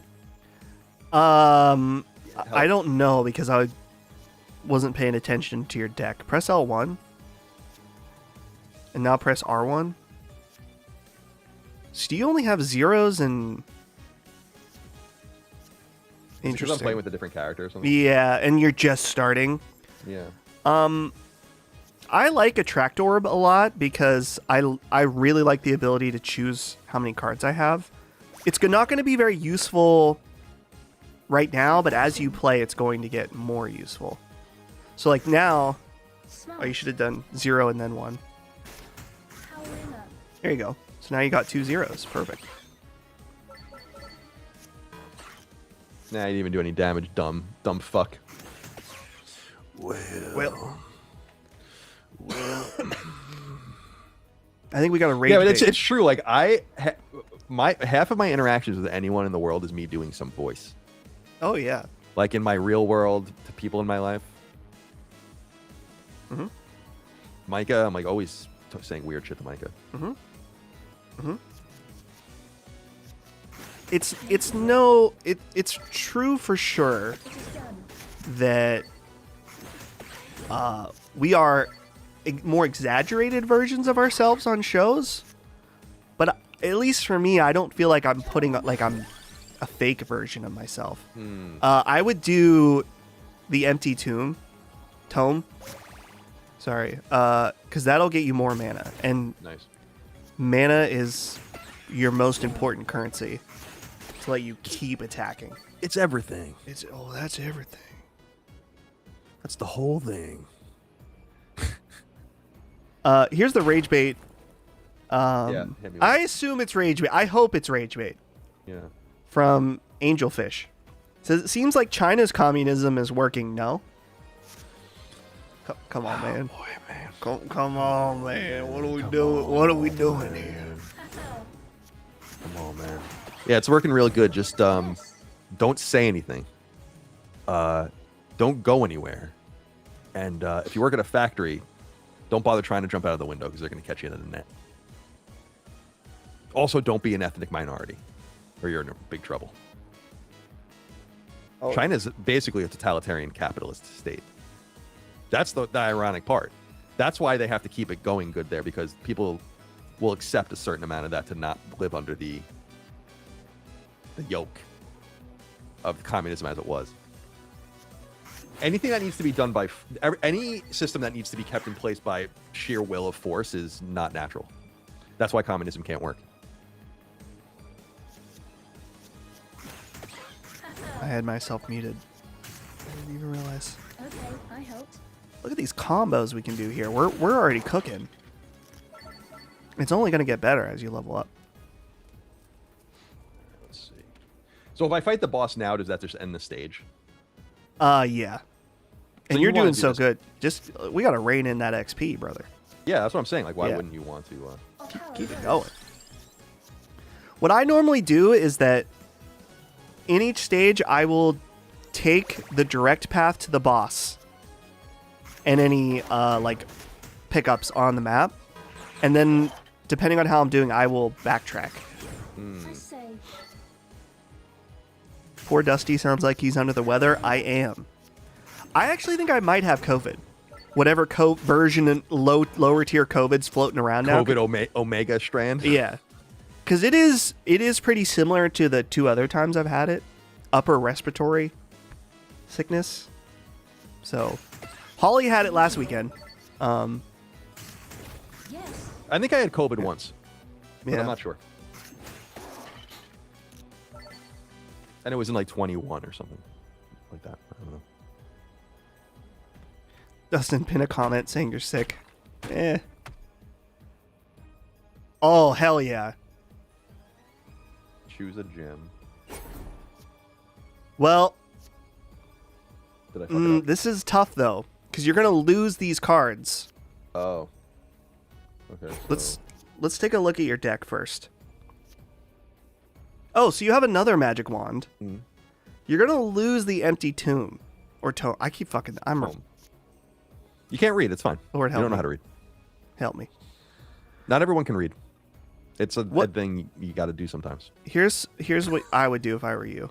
Yeah. I would leave this. I would back, and I would leave.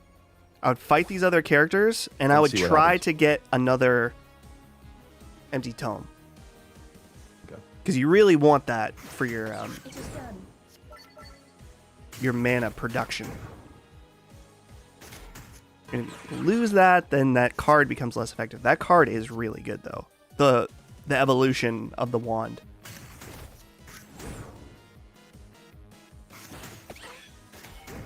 A lot of people comment about my voice sounding sexy right now.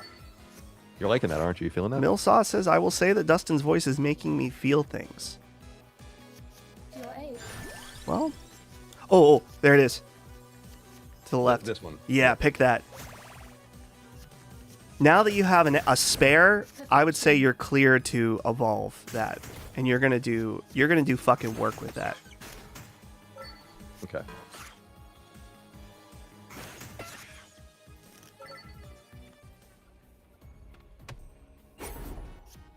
So do it now, yeah. Yeah, go ahead.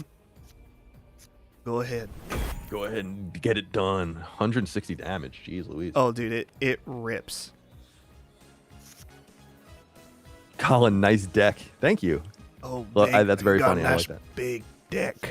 Look at That deck is girthy. Look at that boy's deck. Oh, you can do it. But I guess I Look at that. Boom. fucked them up. They never had a chance. I love the bouncing up the animations. It's so cute. There you go.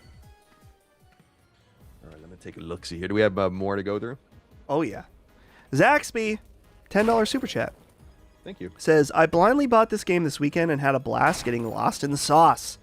Been a while since I played a game with this dungeon crawler movement style like The Quest. Shout out to Lil Beans. What the hell does that mean? I don't know who Little Beans is, and maybe it's something Little in the game. beans. Little Beans. That boy needs some beans. Get that man beans. I've never seen a boy in such desperate need of beans in my life.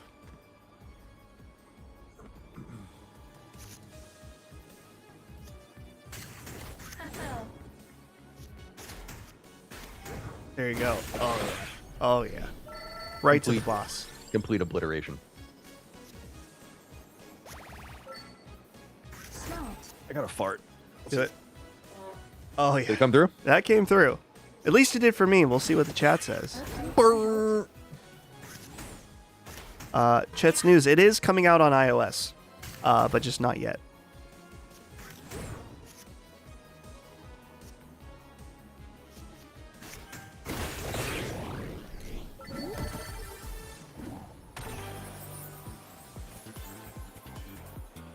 Come back when you have cards with gem slots or cash out to take coins instead.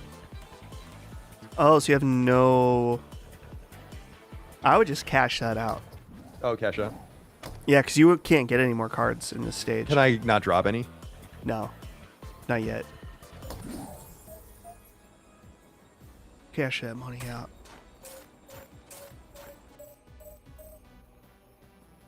God, my nose is always so itchy, dude.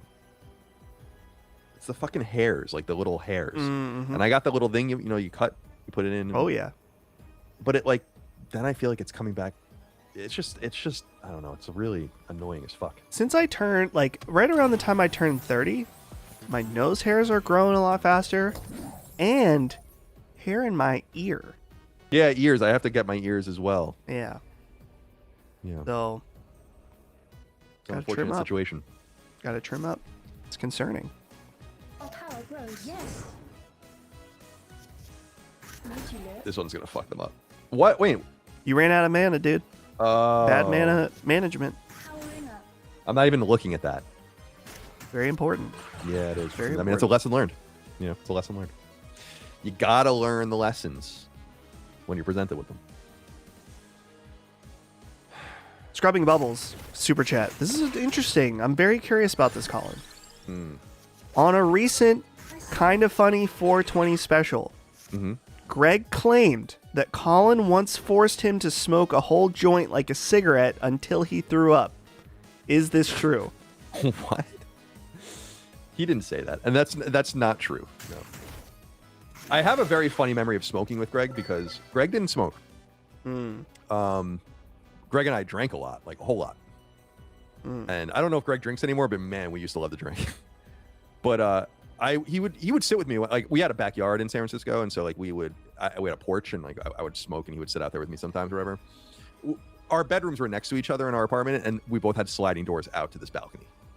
So, but I have a very vivid memory one night of us going out drinking or something, and then him, I'm gonna be like, all right, I'm gonna go smoke a joint, and he was like, all right, I'm gonna smoke tonight, and like came and we smoked together. And I have a very specific memory of that because he wasn't one of the smokers. There were many weed smokers around me all the time, and IGN, I mean, it was a comic book, but he wasn't one of them. You know, he wasn't really into it, but he loved to drink. One of my favorite memories of him drinking is we went out with his ex-wife. So this was a long time ago. This was before he even dated Christine. This was, I don't know, almost 20 years ago. And we went to some restaurant in San Francisco, and then we were leaving. It was his ex-wife, me and him, and he was fucking plastered. He and I used to get so drunk, and we were turning around, and there were like these girls just walking down the street, like I don't know, they're 20-something girls or whatever. And he leans out with his wife driving the car and is like, "Have you ever had your asshole eaten out by a man in a trench coat?" or whatever the Jay and Silent Bob quote is. Oh. But we were driving so slowly that like it was hysterical because we were going like so slow. So he was saying it, but still hanging out of the car, and they were just looking at him, and like we were just kind of dragging down the street. It's so funny, man. I love that's a funny memory. Ask him if he remembers that. If anyone over there, I bet you he does. Someone earlier said, is Colin a fun drunk or a hugger or a fighter? I would say Colin, I wouldn't call him a hugger. You're definitely a happy drunk though. Yeah, that's what it is so vital, right? I've known drunks that are awful. Yeah. Right? Like consistently awful. I'm a fun and easygoing drunk. I have no problems. I feel good. That's what I think felt like it gave me the green light to drink so much when I was younger. I've never had a problem with anyone when I've drunk, ever, not one time. I blacked out and but like you wake up and you're like, what happened? You're like, oh, you just had a great time and you were just having, and then you drank too much and you feel like, but there are people that like start fights and have quarrels. Like I've had to like leave people places, been like, I'm not being part of this. Like whatever's going on here, fucking mental breakdowns, women crying, like Yeah, it's like I can't, man. Like so no, I'm not particularly talkative or anything unusual. I just I feel like I'm quite pleasant, and I think that kind of gives you the green light. Sure. Okay. Brawley Jr. That one trash can rule goes out the window if you have a kid. No way you walking to a trash can with that mess in hand. Yeah, well, I don't have to worry about that, at least right now. You have to worry about that. You're going to have many a garbage can all around your house. Yeah. Perhaps. Yeah. But the one garbage can rule, I really highly recommend it. I think they have specialized diaper trash cans and bags that keep the stink in. So I'll have to look into investing in that. Someone asked now, is Dustin a belligerent drunk? I'm a happy drunk. A happy drunk that turns into sleepy. But I no. wouldn't. I'll say you are, and I wouldn't. I guess I wouldn't have much of a choice with some of the people around me, but like I wouldn't drink with people that I knew were annoying. I'm too old for that now. You know. Yeah. Like mixed company, I'm like, there are people in my past where I'm like, I'm not drinking with you. Get the fuck away from me. This is gonna end in you like crying and like melting down for some reason, right? Like ruining my entire night. Ben is well, he's not roasting me. Ben Smith in the chat says happy drunk until the pizza doesn't get there on time. Listen, he's referring to a New Year's Eve that I was drunk and I ordered pizza and it never showed up. And it said it got delivered. And I was accused of fucking up the address. I was accused of fucking up the order. And it wasn't true. I called Papa John's the next day, got a refund and a free pizza out of it. I was fuck that. I was redeemed. Did Papa himself answer? Yes, he said the day of reckoning is coming. You called him and he said he immediately answered the phone with the most racist thing you ever heard in your life. Yeah. The day of reckoning, dude. Micah was just bringing that up. She's like, remember when he said he ate like 50 pizzas? 30 what was it, like 35 pizzas in 30 days or something? It's fucking awesome. Love it.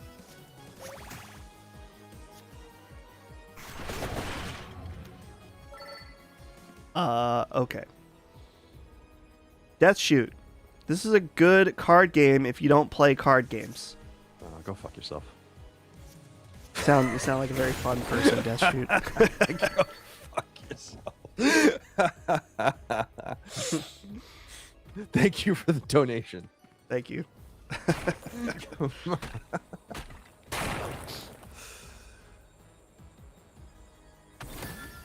Awesome Tatum with a $5 super chat says, we have so much to play right now, like Mouse PI and Saros, Pragmata, but I have to shout out Replaced. Such an amazing game. Yeah, what is that all about? I've seen that game come up. I played it for about an hour and a half. Smart. I didn't love it. It looks amazing. Visually, I love it. But it did not hook me.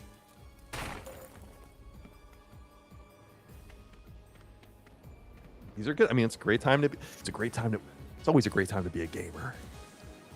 Now, someone's bringing up a good point. Borderline Bunk says about the last super chat. Was he being negative? I actually don't play card games, but I want to try this one. So maybe he wasn't being... Let me read it again. This is a good card game if you don't play card games. Powering up. Come on, man. Is it...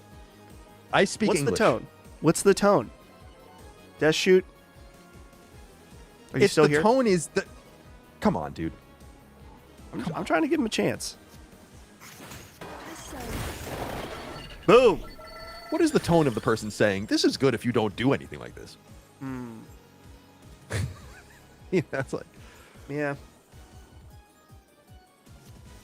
Mark Lee says, belated congratulations on the release of Saint Slayer. Broke my hand 2 days before it came out, so I'm struggling through it. But damn, that music slaps. Yeah, the music's great. Thank you. I'm sorry to hear about your hand. That is bad timing. It's like when I broke my collarbone 2 days before 9/11. That was also bad timing. Sure. Really bad.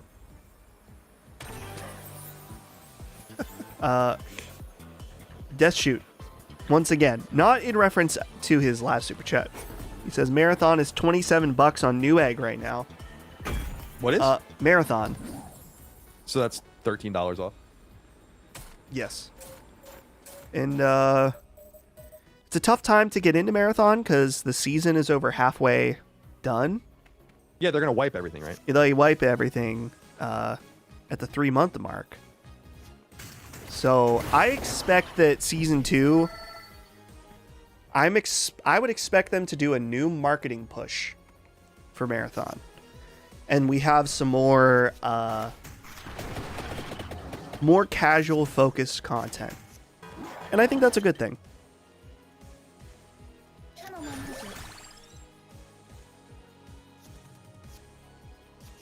100. Okay. Aladdin Slow.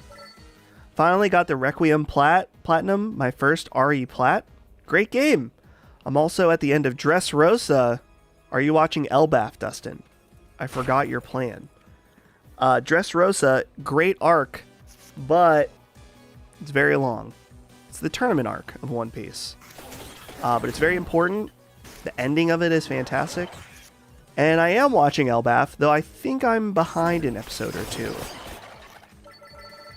But enjoy your One Piece journey.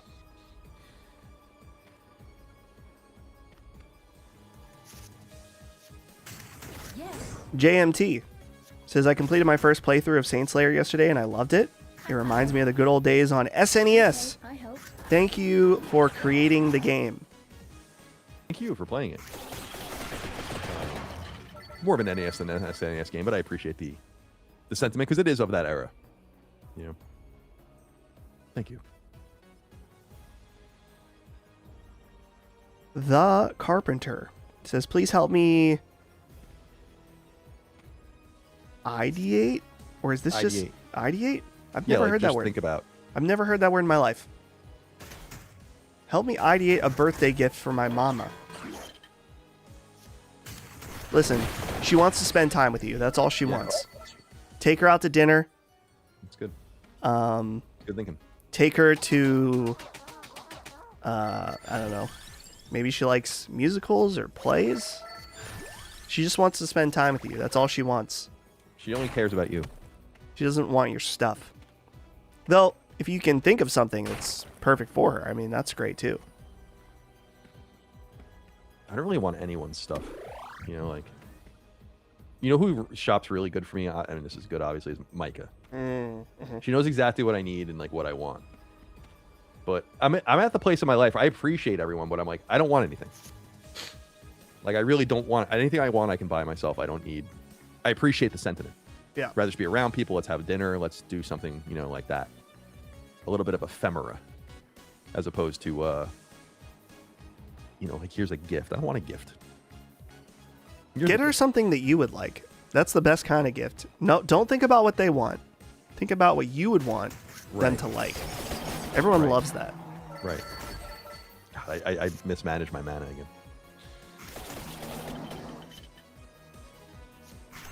Okay.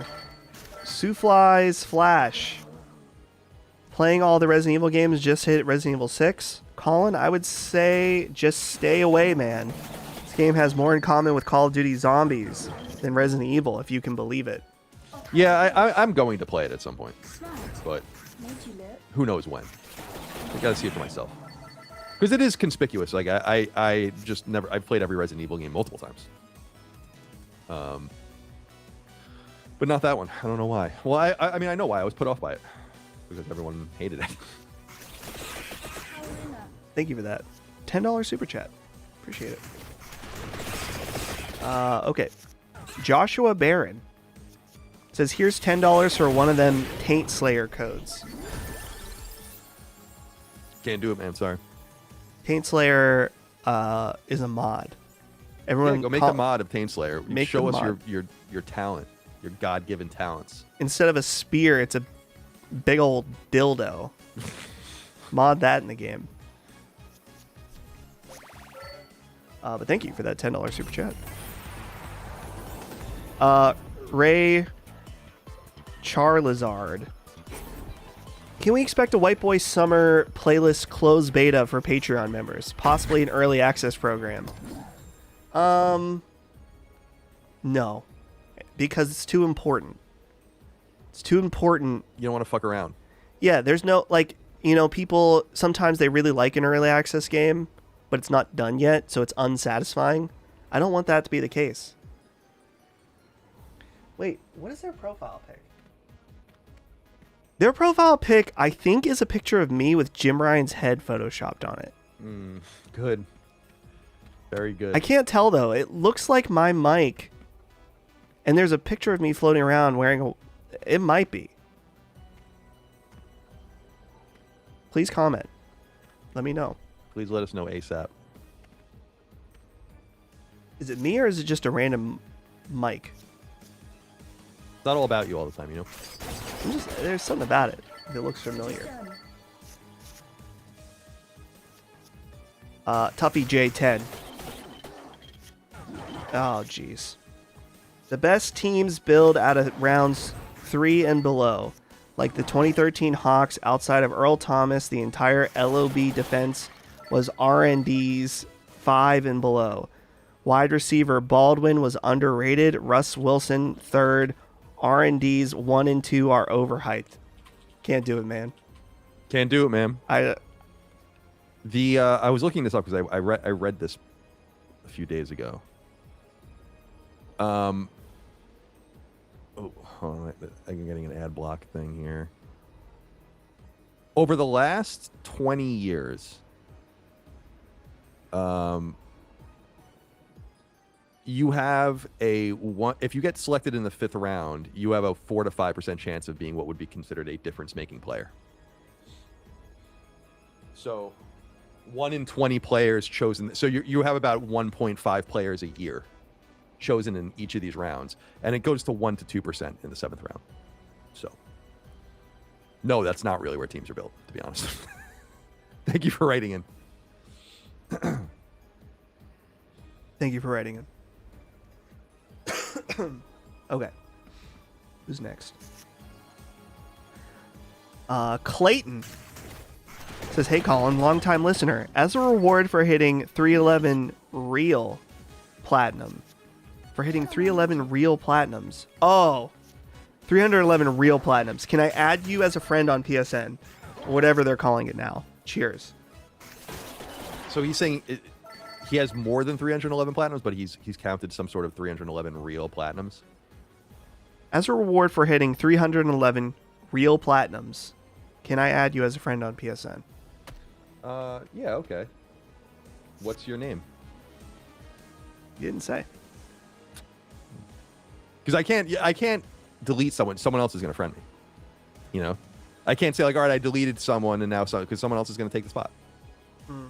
They're going to seize the day, carpe diem, and embarrass you You don't want that. Damn, just fuck those dudes up. Oh yeah. Oh good. Felt This is good. a great game for streaming because I can just kind of do whatever. Yeah. Marco Bruno. Doesn't Saros as a live service cooperative roguelike sound actually cool? No. No, and I haven't played it yet, so I can't really speak to any of that. But no, that doesn't sound cool at all. Housemark will inevitably be ruined. Let's enjoy it while we still can. Made you it. Okay, I helped. Mr. K says, Colin, I briefly heard that the would-be assassin from this weekend is an indie game dev. You looked into it at all? I did see that. He has a game on Steam. But no, I've not looked into it. I haven't read into it at all. I saw it, like, what happened Saturday night, right? Like, I saw it on Twitter, and then I think I got caught up in something. I didn't even look at anything until the next day. He did go down like a bitch, though, didn't he? They, like, stripped him down. He looked like he was naked in one of the pictures. Yeah. I guess they need to make sure he didn't have a bomb on him or something, I assume. You would assume. I'm not sure. Marco Bruno says you guys lack the vision. Okay, Jim. How it goes. Listen, Marco. It's okay. Little Marco. We love you, little Marco. We're just being dicks about it. Nerf Ninja, Dustin, are you a neti pot kind of guy? Oh. Sometimes for allergies, I don't have the pot, but you have like the squirt bottle. I use that You like to occasionally. squirt. I like to squirt. They say you shouldn't do that without, like, boiling the water or something, right? You got to boil the You can water. You can get, like, brain Some kind like, of worms. amoeba. Yeah. And I can't afford any more brain worms than I already have. No. It does look. I probably did it when I was a little kid, but as like a cognizant person, I've never done that. And you see the videos of, like, the snot just coming out of the person, and it does look very satisfying. Like, that must feel so good. I don't like doing it when I'm sick, which I don't even do it when I'm not sick very often, just like I said, when it's really bad. I feel like if I was sick, I'd be worried about it, like, drying out my nasal passages. So, I don't know. Maybe I should, though. Someone here says in the chat, where was it? It went so quick. Oh, Tundra Boy says allergies aren't real. I always thought that. No, they're real. I mean seasonal allergies. Obviously, people are allergic to things. Not fake. I'm being facetious, but I never understood seasonal allergies, like I said, until I lived in Virginia, and I am fucking wrecked down here. I must have just had whatever Long Island was going on there. I was like, no, it was very agreeable. Boston, similar. Sure. California, different, but agreeable. Here, I'm just constantly like, if I'm working in the yard, sometimes I even blow a little snot rocket every once in a while. Oh, yeah, just get it out of there, you know. Good shit. Here's one for me. It says from Christian Amiibos. It says, Dustin, how do you use your AeroPress? I don't use my AeroPress every day anymore. I've moved on to using a a V60, a Hario V60. I've also used a Chemex before. What I recommend for AeroPress users is this app called AeroPress Timer.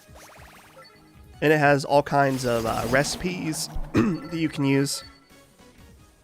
It's very good. I don't know if it costs money. It might be free. But use the AeroPress Timer for your recipes. Dr. Tot says, any interest in the Diablo expansion out tonight? No. I like Diablo. But Diablo 4, I don't know. It didn't do it for me at launch. Yeah, Diablo 3 is the one everyone likes, right? Well, obviously the first two, but I mean, when Diablo came out back in 2012 or whatever it was. Everyone hated Diablo 3 when it came out, and then eventually they fixed it, and then people liked it.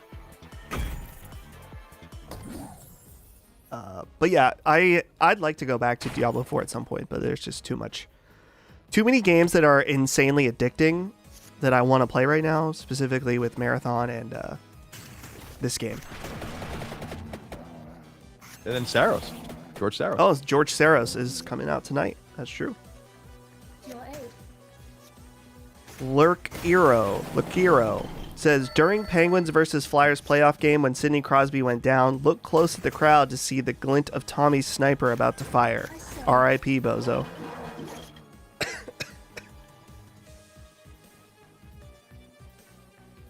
I'm unperturbed. You just paid for a fraction of the bricks that they're putting down in my backyard right now.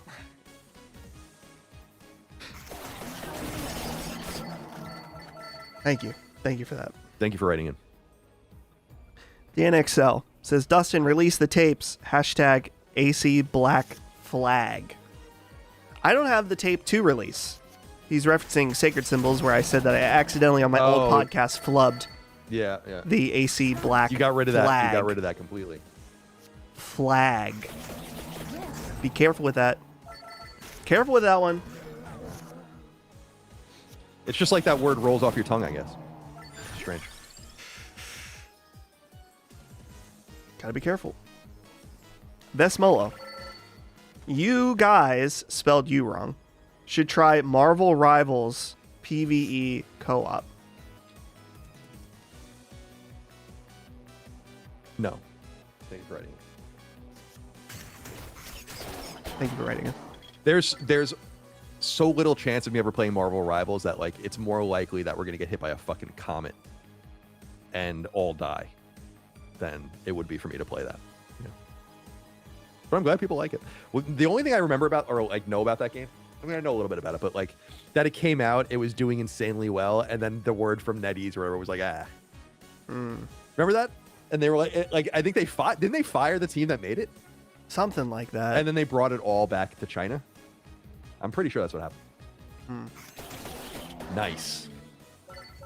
Why have Americans make your games when you can have wage slaves make them? Yeah, absolutely. The real KG says, Colin, you say you have the time. Wait. You say you have the time to have kids, but do you worry that your kids won't have time to develop a meaningful relationship with their grandparents? Man, I'm going deep. No. I mean, like, why is that, like... No. People are, like, making... I don't know. I can't... This, like, the whole having kids thing is so interesting to me. Because there are, like, all of these dynamics that I guess people take into account. And I've never taken a single one of them into account. It's like, I got to do what I want to do. For me. And mine. You know? I'm not opposed to having kids, by the way. Not at all. But it's just not a thing. I don't know if it'll... I think it's probably a coin flip, whether it happens or not. I think I'd be a good dad. I think Michael would be a good mom. I don't really want to sacrifice my life, though, to be honest. And I think, like, people make these decisions... People think these things of, like, you're going to be real lonely when you're older and stuff. And I'm like, no, I don't think I will. You know, first of all, I like being alone. Second of all, I have a shit ton of people in my family. You know? So, like, I have 3 siblings. They have 6 kids. We're all very close. I have aunts and uncles and cousins and all the rest. It's like, I'm good. Like, I don't... It's... I guess what I... You know what I think about with this, Dustin, is... This is what bothers me, is that I feel like a lot... When people talk about why you have kids, a lot of it feels transactional. Like, now, I'm not saying that for everyone, but when people talk about it, it's like, well, someone will be there to take care of me. Or I will have someone to have Thanksgiving with. Or it's like, that's why you're having a kid? That to me is a deep boomer mentality. And you got to do it for different reasons. So, like, it's cool to just... And the other thing that bothers me is, like, I'm not an anti-natalist. I think it's awesome when people have kids, have huge families, lots of kids. I come from a fairly large family of 4 kids. You know, like, I think it's great. I don't know why, and I've never said anything else to the contrary. But, like, if you decide not to have kids or you don't know what you want to do, then those people get really fucking annoying. And I don't understand that. Go be annoying to someone else, not to the guy who, like, thinks what you're doing is great. You know? Ask not what your kids can do for you, but what you can do for your kids. Right. JFK. There you go. JFK said that.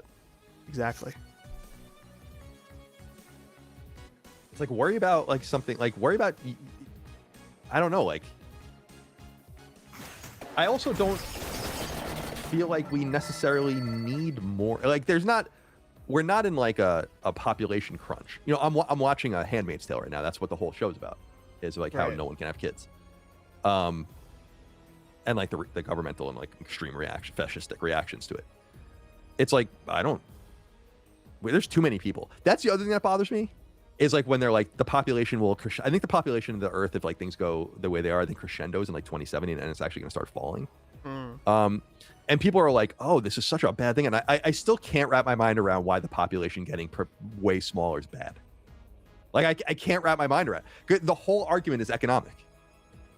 Like, who's going to take care of the people above you if there are a few? I'm like, the robots and the AI, which, by the way, when we're in fucking homes in 50 years, are probably going to be taking care of us.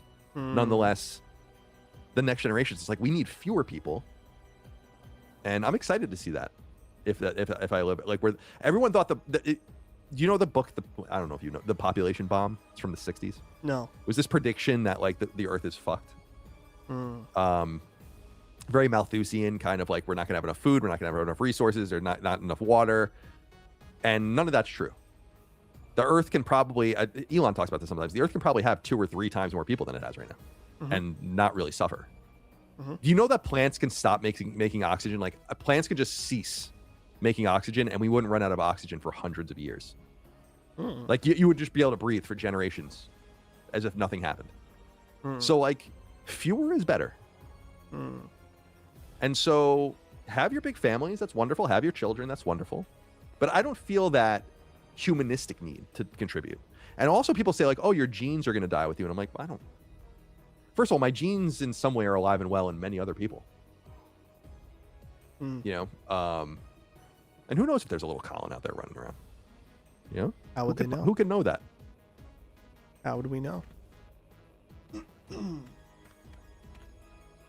Boogie Zero has a question for me. He says, Dustin, are you running into nade spam in your games?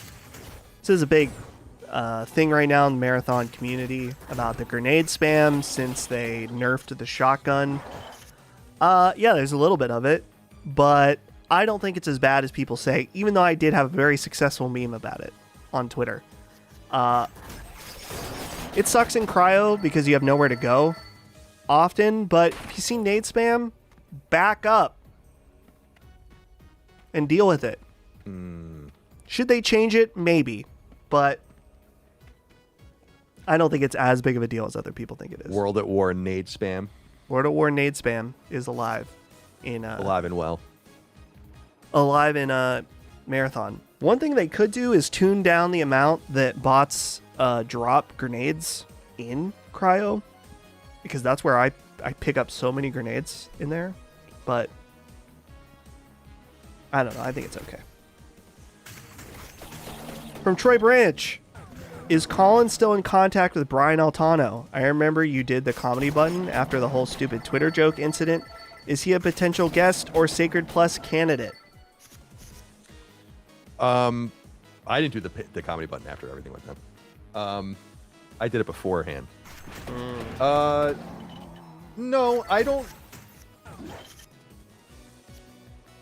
really like the way Brian treated me after everything went down, actually. And I thought we were pretty close, actually, and we were close. I think he's fundamentally a good person, a decent person, and I think he's funny. I think he threw me under the bus with a lot of other people to score political points. And anyone who's followed us on Twitter knows we argued publicly. And I haven't talked to Brian in almost a decade. So it's not like Brian can go fuck himself kind of thing. I don't feel quite that strongly, but I would be fine not talking to Brian. He's not coming on the show. No. You talked to him in less than 10 years. What'd you say? You had him on Fireside Chats. Yeah, in 2017. Oh, you're right. I guess that's getting close to 10 years. Yeah. 2018 it was. And that was the last time I talked to him. It's like I didn't really appreciate, you know, a lot of people. He's not the only one. Like a lot of people took shots at me and like did those kinds of things, and it came off as a little try hard to me and a little surprising actually from someone like that. But no, it's fine. I mean, I honestly don't think about it. I don't think I've seen anything from him in years. Like I don't even know what he does. Is he still at IGN? I don't know. I don't think he's on Twitter much anymore, which is how I saw his stuff, because I'm not really watching any IGN stuff really. So I have no idea. Someone said that like I was discussed pretty heavily on a Game Scoop episode with Greg for Damon's 20th anniversary. But I went to go watch it, and they have. I'm not going to sit there and listen to it. So it's like I went to go look at the transcript, but there was no transcript. Oh. I think there might be a setting or something. So I'm like, well, I don't. And then I tried to I'm like, oh, there are websites where it'll tell you what's in a video. And then so I went and looked in, and then I did that, and I'm like, oh, they're like, the transcript is not available. So they're not even that's what's bunk about these websites, is they're just scanning the transcripts, which you could just do yourself. And I do it all the time when I'm looking at videos. So I don't know. I have to go and listen to that. I don't know. Mr. K wants to know, Dustin, will Herman Furman be circumcised? In my irrelevant opinion, you might as well. Feels like a net positive to me. I don't think we're going to. We're not like super naturalistic people, but there's like some other things too where he's gonna get all of his vaccines. Not an anti-vax person, but I think we are going to try to space them out a little bit because there's no harm in that. So there you go. Keep him natural. It's funny, man. Like the vaccine stuff, like it's so weird how people are so up in arms about vaccine skepticism. Why wouldn't you be skeptical of all this stuff? I'm not saying you should or shouldn't do it. That's up to you. But like, you should be deeply skeptical of anything someone's asking you to put in your body, especially for a young baby. And a lot of this stuff, this is what RFK's whole thing is a lot of this stuff actually doesn't pass proper muster, like comparable to a pharmaceutical. And we probably are jamming shit into us that we don't need. And it probably is dangerous in some way. I still err on the side of quote unquote science, but there's no way. After what happened with COVID, there's nothing that when everyone's like, the science is aside, I'm like, you can go fuck yourself. Yeah. You know, like that's nonsensical, you know? So like when I see things, it's like, yeah, get your normal vaccines. I have no problem with that. But then you see things like there's some vaccine babies get where it's like the only way you can get this disease is from, like, I'm pretty sure sex or blood transfusions. And it's like, so why are you giving this to the baby? It doesn't even make any sense. Like, and even asking someone that, it's like, well, then they flip out. I'm like, people are way too eager to accept the knowledge and the science as if it's not wrong all the time. And like, it wasn't blatantly wrong during COVID, blatantly. So the science, and then people try to have revision like we didn't all just live through it. Like I'm ever gonna forget that. You know, like the idea that they're like, oh, get this thing shot into you and it'll stop you from transmitting it. Right. People just pretend that wasn't the thing. It's like, go fuck yourselves. So, Yeah. I think skepticism's good. Yeah. People in the chat are bringing up, and it's a great point. I don't know which vaccine it is, but there is one that is hepatitis that is sexually transmitted. And it's like a little weird. Why do we need to give that to him right now? I'm not against him having it, but it's like, do we need to pump him full of stuff the moment he's born? I don't know. Seems like a better thing. HPV, that might be it. Holly would know what it is. It's like funny. You know what one of the things is like when people talk about the measles, which is, you don't want the measles. No. But I was like, wasn't the measles like really common? Like you would just get it. That was like it was like getting the chicken pox. And then I went and I looked it up and there was a whole Brady Bunch episode about it. About how they all get it. You know? And I'm like, yeah, I'm not saying you don't want it. You want to avoid and dodge that, but people act like it's a plague, you know? And I'm like, I don't know, man. You know, like I don't know about that. Now I don't know if you know this about me. I'm not a medical doctor. No. So you have to make your own decisions. Right. But like, I don't get the flu shot because I just don't feel like I need that. But I have complete regret of getting the COVID shot. Sure. Like I regret it massively. Yeah. Not because I thought I was doing the right thing and I thought that they were telling the truth, and that was a mistake. I wasn't doing the right thing and they were lying. Mm-hmm. So fun. Yep. Yeah, I got a lot of shit for not taking the vaccine because Holly couldn't take it. I got so much shit, and well, I guess I'm talking about now. I was gonna say I haven't brought it up, but it's being brought up now. I'm jealous. So, but yeah, I'm not. He will be getting fully vaccinated, probably just not at the normal, you know, delayed. So,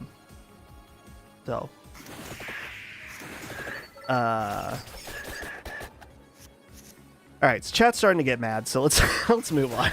So, a few people are getting mad. Go get mad somewhere else. I don't give a fuck if you're mad. Trent Miller. Says, what's something that took you way too long to learn? It wasn't until I was like 15 that I learned that SNES was different than the NES. Wow.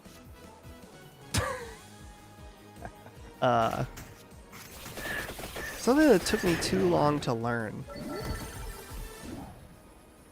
I don't know.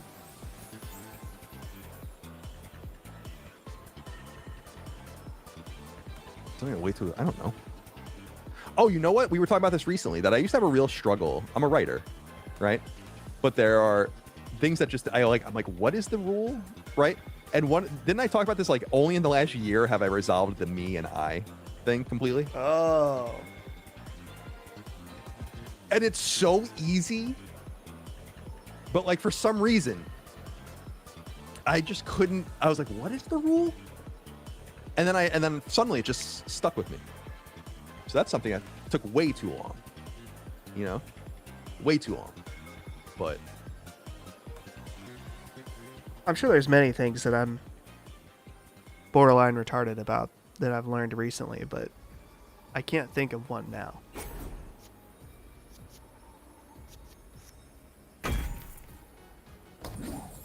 Ondo Butte? what is this? Ondo Butt? Oh, that's the guy that comes and kills Yep. you like in the other one. Stage complete. Can't kill him. Not yet. He said, just got here. Fill me in. Well, we'll fill something. I'll fill you in if you want. We'll fill in something. Come on over. Come to Chesterfield County. Fill you in. I'm sick. Colin's already getting addicted to this game. And that's it. That's about it. It is addictive. God, this was a bad idea. Bad idea. Such a stupid fucking idea. One of the dumbest ideas I've ever had. Brent Murray. Colin, you ever watch The Newsroom? I did watch Newsroom. I really like that show. I like, you know, the cable news was so much more interesting at one time. I was a cable news consumer from the mid 90s to probably the late aughts. And it was an interesting dynamic, and Newsroom kind of captures it in a really nice way. Not unlike House of Cards does. But though House of Cards is not about that. You know how, like, you watch House of Cards, right? Yeah, I watched everything but the last season. Yeah, me too. I watched one episode of the last season. I'm like, I'm not doing this. I was like, this is crazy. Who gives a shit about Robin Wright? Yeah. But that show, do you remember that there was like the journalist and she worked at like a blog that was supposed to be kind of like Politico, I think. And yeah. And it captured the zeitgeist of that time. And I think Newsroom did a really, really nice job of capturing that as well. Now, you have to be an Aaron Sorkin guy to get it, right? Like, I love The West Wing. And Sorkin writes very tediously for some people. And I get that. No one talks the way they talk in a Sorkin show. That's true. But I did like The Newsroom. It was too bad that it got canceled. Zanfair. What's a game outside your usual tastes that's become an exception? I was never into Telltale style games, but I love Dispatch, love Saint Slayer.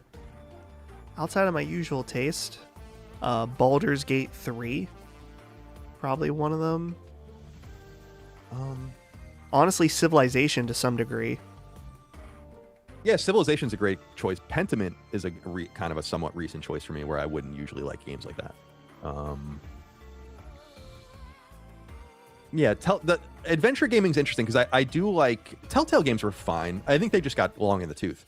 Like I liked I played like Walking Dead 1 and 2, I think, and then I played Batman 1. And I thought that was good. But that was like almost 10 years ago now. But I get like I talked about how when I got a DS and I started playing Phoenix Wright a long time ago, over 20 years ago. And then Layton, which I was so excited is finally coming to PS5, which is awesome. That kind of reminded me, they're different games, but like, oh, you're kind of into these different things that I think are more PC centric that are happen to be perfect on handheld. Phoenix Wright's like baby's first adventure game in a lot of ways, and I really liked that about it because it's just fun, low stress. Like Danganronpa is even like that, but it gets stressful. There's stressful parts of it, like active parts that you have to figure out. Yeah, it has nothing like that, you know. So So yeah. Maybe one day I'll play Danganronpa 3. Maybe one day. J King 1 says, just started watching your videos on your solo channel, Dustin. Good stuff. Thank you for your donation. Thank you for watching. Thank you for your donation. Appreciate it. I'm happy to make them. It's fun. Okay. What are we doing here? Oh, okay. So this dude, the shop is the meat and potatoes, Colin. So that's where I want to be. Well, I'm Yeah. trying to see it. So this is where I really want to spend my money. Yeah. That's like where you're. Not here. The shop. No, I know. I'm just trying Oh, to yeah. figure out like what So this is where the players are. That's where you buy and can select your characters. Okay, so I don't think I need to do that right now. World map, relics. This is These like are just your things that I've unlocked. yes. And then so yeah, so the shop. Okay. This is where your permanent upgrades are, much like Vampire Survivors. So like the leaf, whatever it is on the right, that's a really important. Your might.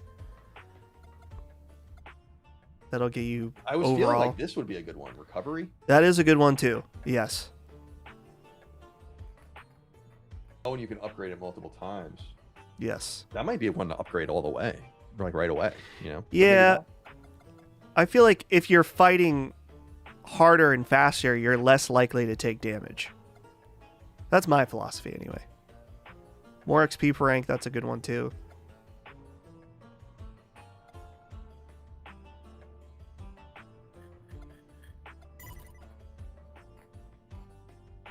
Attack deal splash damage. That's good. I guess I'll go with this one.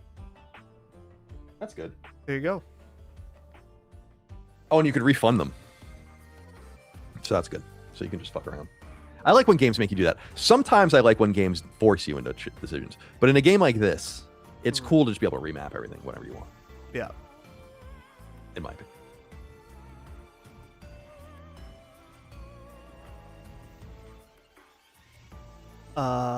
Okay.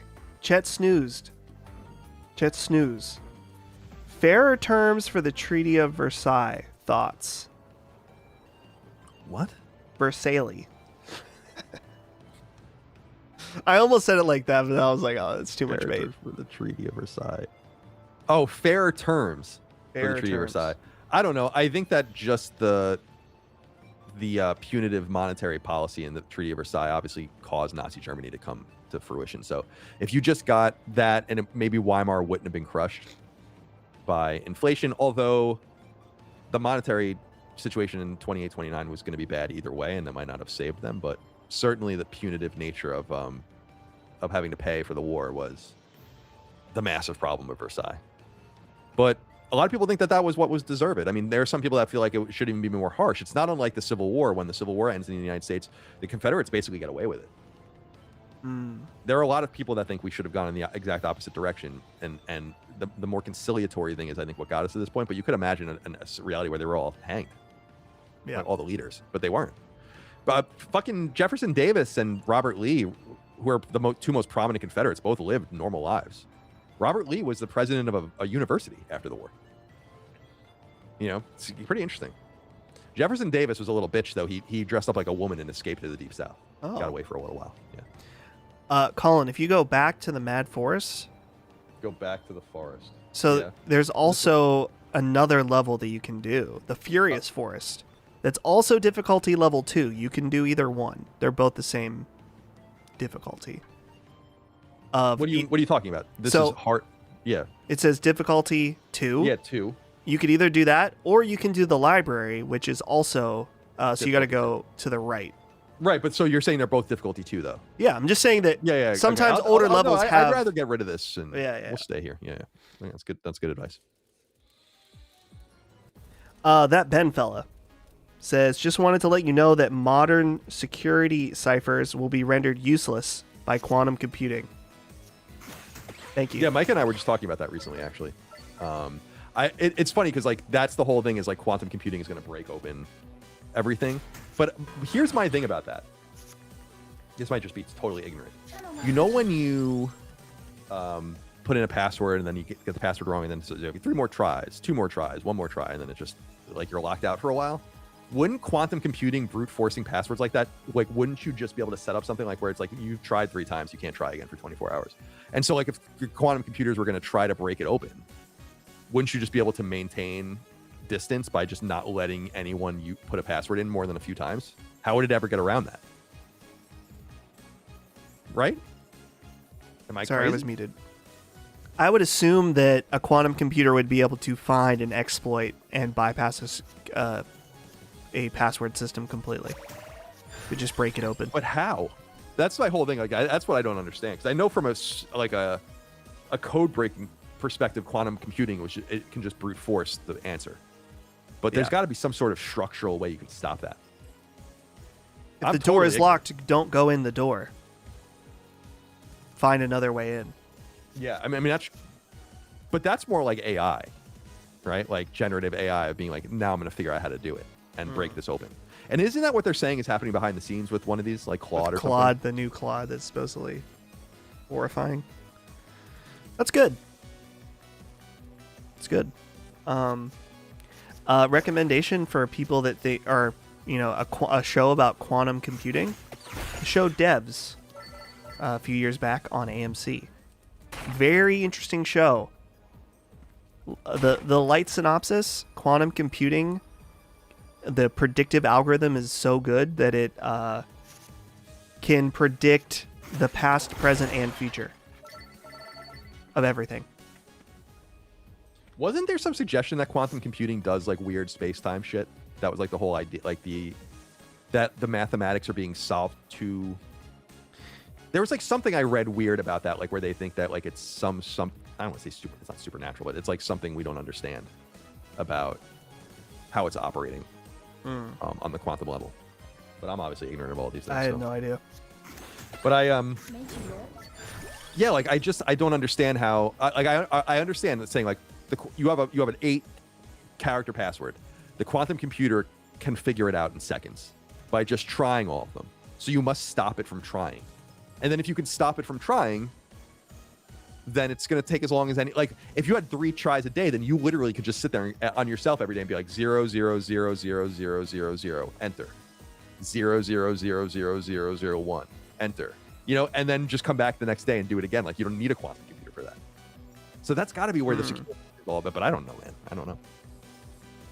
Ruben here says I can predict the past. Okay, I didn't explain that well. In the show, there's a part where they're able to reconstruct anything, anywhere that's happened in the past. So, like, they're able to view the crucifixion through quantum computing. It's cool. D-Lugs.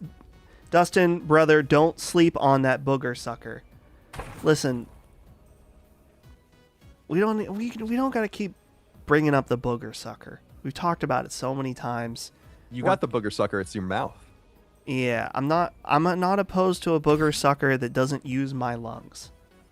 I don't know how many times I got to say that. But thank you, D-Lugs. I don't know how many times I have to say that. I don't know how many times I got to say that. I said it, last 2 years ago, and I'm saying it this time. I'm telling you guys. Don't you understand that it doesn't matter what you say? I Haven't know. you understood that for like years at this point? Doesn't matter. I know. People just say whatever. Half the things I read about myself on the internet are people saying I said things that I never said. Oh, yeah. So at some point, you just got to accept that it is what it is. Tyler Main, thank you for your donation. Thank you for your donation, Tyler. Thank you for your donation. We have a follow-up from Clayton. Forgot to mention, PSN is same as my YouTube username. YouTube won't let me type it out for some reason. So his PSN is Clayton0693. Should I add him right now? You want to do it live? Do you want me to... Oh, you can do it on your phone. Yeah, I'll do it on my phone. Oh, yeah, I guess I could do it on here. You could. Right? All right, yeah, just leave it up. Let's figure out who is getting booted.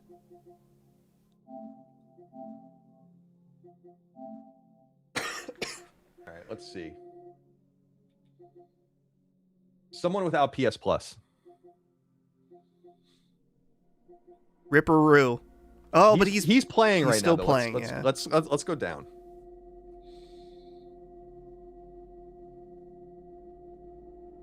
How do I have this many friends? What do you guys want from me? Apparently, if you have this many friends, it breaks marathon. That's what happened for Jimmy. 10 months ago. Kyle JC86. He doesn't just get removed, he gets blocked. You blocked them. All right, and then... Oh, here they come. They're going to start. See, I don't know if I can do this online because it's going to be a problem, you know? Yep. Let me see here. I don't even know how to use this thing. It's not very intuitive. No. Friends? And How do we add a friend? How do you add a friend? Maybe press your PlayStation button. And then Game base. And then search for players. What's his name? His name is Clayton. Clayton. Mm-hmm. 0693. Oh, I think I just saw him. There he is. Look at that profile pic. Yeah, who is that? Let's look at his games. I can't because I have to get rid of that friend request. All right, so this is what I'm gonna do. I'm gonna go on the PlayStation app and get rid of that friend request. Oh, and then I'm gonna immediately friend him. Someone sent you a message. Add me, longtime patron. Block that guy. Blocked. And another banned. one. See, this is what's gonna happen now. I have my notifications off on my other system. I'll just have to shut them off here. They're ruining it for everyone. Yep, you fucked it up. You're done. See what you did? You ruined it for everybody. Not Clayton. Those people messaging. All right, so it really is very maybe I'm just stupid. I mean, that's not maybe it's I am stupid. All right, decline. All right, it worked. Are you happy, Clayton? You see what we did for you? You better be happy. He's never been happy in his entire fucking life, probably. Just like me. Like, when was the last time I was really happy? I mean, it's like oh, garlic. Oh, it's not the same though. Garlic is like my shit in the original one. It is still good in this one. Mr. North Starfish. Would you have skill up on Sacred Plus? Always wanted to see a discussion between you two. He launched a website. Would be great talk considering the discussion about Kotaku/games media on Sacred. Jeez. Oh my god. We're losing him. I'm good. Skill up? Yeah. Are we friends with him? Do we know him? I know Jimmy knows him. Jimmy knows him. Yeah, I get confused. Like, I don't mean to be rude. It's just like I get confused sometimes about like who we know and who we don't, and like who has a connection. Have we had this person on? I don't even remember anymore.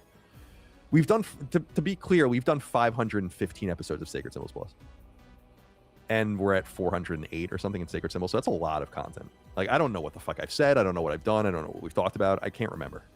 I don't know. People can say like, "Oh, it's the pot." I'm like, that's fine. It probably is a little bit of that. But also, like, how could you ever talk into a microphone so much and remember what you've said and what you've done? Like, I can't keep track of all that shit. So yeah, I'm open to it. I'm amenable to it. He's very popular, isn't he? He's like pretty big. Oh yeah, he's really big in the review space on YouTube. So yeah, that'll be fun. Oh, Chris, they say Chris is friends with him. All right. All right. Our connection. So yeah, I'm totally worth considering that. But there are other people I'd like to talk to that I would follow up with as well. Oh, we're friends now. See? There you go, Clayton. Clayton, you're a real son of a bitch. You know that? What is this? Tuffy J. Man, Tuffy, why are we doing sports again? Call. Then the Jets, Dolphins, Browns, etc. should be dynasties with their decades of high picks. Yet the NFC West forever back of draft is forever in it. Yeah, but that's because they make good free agent signings too. The numbers are the numbers. Why are we even arguing about this? The Jets are bad. You don't have to remind me of the Jets being bad. I've been a Jets fan most of my life. They're bad. And they do have a lot of high picks, and they miss on a lot of their picks because they make bad picks. But if you're an attractive team with good coaching, you can get free agents and build that way. Like the Rams, for instance, almost never even have a first-round pick. They're not building from the back of the draft. They're getting good players. You think Matthew Stafford, they drafted Matthew Stafford? You know, the numbers are the numbers. Again, if you're picked in the 7th round, you have a 1 to 2% of being an impact level NFL player. It is what it is. It is what it is. What do you think? Someone in the chat said Jake Baldino is the real pride of Long Island. Fighting words. But he is a Long Island native. There is no other real pride of Long Island but me. You can take it or leave it. I mean, I'm not even here to argue about it, to be honest. But thank you for writing in. Sue Flies Flash. What camera do you use, Dustin? Love sacred symbols. Well, thank you. I'm glad you love sacred symbols. That sounded sarcastic. I didn't mean it that way. I am legitimately. I'm very glad. The camera I use right now is way overkill. It's a Sony A7C. The other camera I use in my YouTube videos is the DJI Pocket 3. This camera absolutely rocks. It's what Brad uses now as his main camera.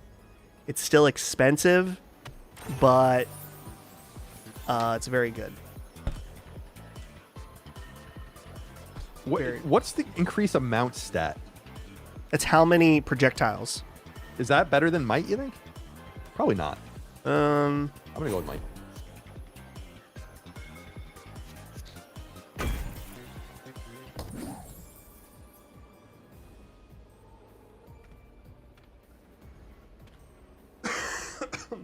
Wait a minute. That's a little softer. Yeah.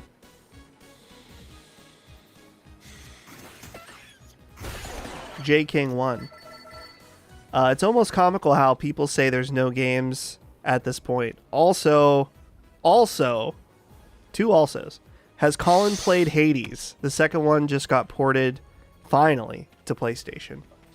I played Hades, the first Hades, very briefly. I just wasn't into it. It was probably a place and time thing for me, but I just wasn't into it. And then the second one did come out. Micah's really into Hades. Micah loves Hades. And the second one, I think because that was on Switch, right? So she definitely played the second one as well. But yeah, she was really into it. And yeah, there are a million games. If you feel like there's nothing to play, you don't like video games. And that's fine. That's okay. Go read a book. You won't. Go watch fucking Days of Our Lives. Oh, shit. My grandma watched that.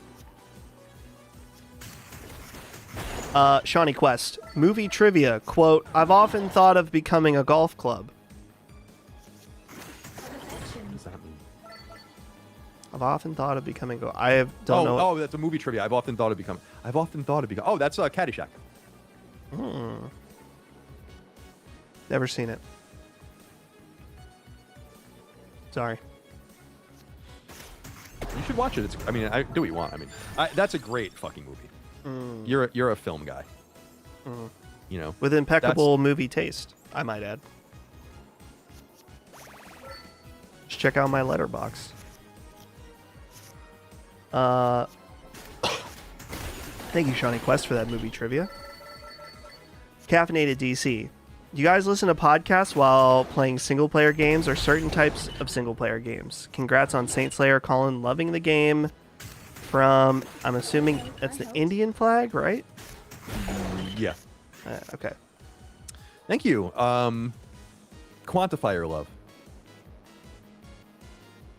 Tell me how much you love it and why. Thank you so much. I listen to podcasts when I play single-player games. I always have just one earbud in if I'm doing it, so I can hear the TV or whatever. Yeah. Like Mouse PI is a good example. Like I played through it, and now that I'm playing through it again to try to get some of the trophies, like I'm just have a podcast playing as I'm doing it. Listening to Bob Lazar. Oh, yeah, the UFO guy. Yeah, gave a new interview recently. Pretty interesting. Multiplayer games. Like when I was playing Helldivers, for instance, I was always listening to something. But if you want to be engaged with the game where there's like dialogue or story, of course you don't playing it. But if you're playing through it again for some reason, harder difficulty, trophy cleanup, whatever, I think there's no shame in that. You got a nice little combo here. Wait, Do you? Do you have enough mana? Oh, yeah. I do. Nice. Got him. Posted him. Okay. Let's see. The Alpine Kid. Colin, as a history guy, any thoughts on the king and queen just landing? Oh, they're here now, right? The King Charles They're in the U.S.? and Queen Camilla. I don't know. No, not really. I think it's incredibly weird that there's still royalty anywhere in the world. It's cool though that that's fine. I have no ill will against them, and I think it's a cool tradition. I just think it's surprising, like when you read about Britain and you realize that like the Republican, small r, Republican movement to like get rid of the monarchy is actually quite small. It's like you just have these people living in palaces, living off of the dole. It's like what? They don't even have any power. It's weird. It's like living in a dollhouse. You can't like. I think Prince Harry obviously seems like a little bit of a douchebag. Certainly his wife does as well. But you can understand why they don't want to be around that. It's like I wouldn't want that. This is weird. But I guess that's like your birthright. But when you're like the other son that's never going to get anywhere, right? Like William would have had to have died for him to become king next, and now that William had kids, they would be first in line. So like you're never going to become king. So like I think it's incredibly weird, but Trump loves the royal family. So now, what do you think about the Lion King song? I just can't wait to be king. Oh yeah, That's a good one. That is very exciting. If you're the prince, like the in waiting, it's probably pretty exciting. Yep. But it's a strange thing. Very very un-American. Our royalty are people with money. Thank you for writing in. Honestly, British people, stand down. I know, God. Not to bring up Pork Poncho again, but he's one of the only people I've talked to in the last 5 days. Him, Brad, and Brandon on a marathon. He's been getting increasingly made fun of for being British while we play. Like, we're like, oh, we got to collect all the batteries in the cryo archive. Collect the batteries.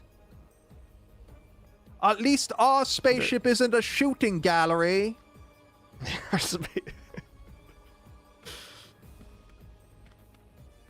Okay. Oh, I did talk. Okay, Astro Parrot King. I'm sorry. I did not. I also played with you one time.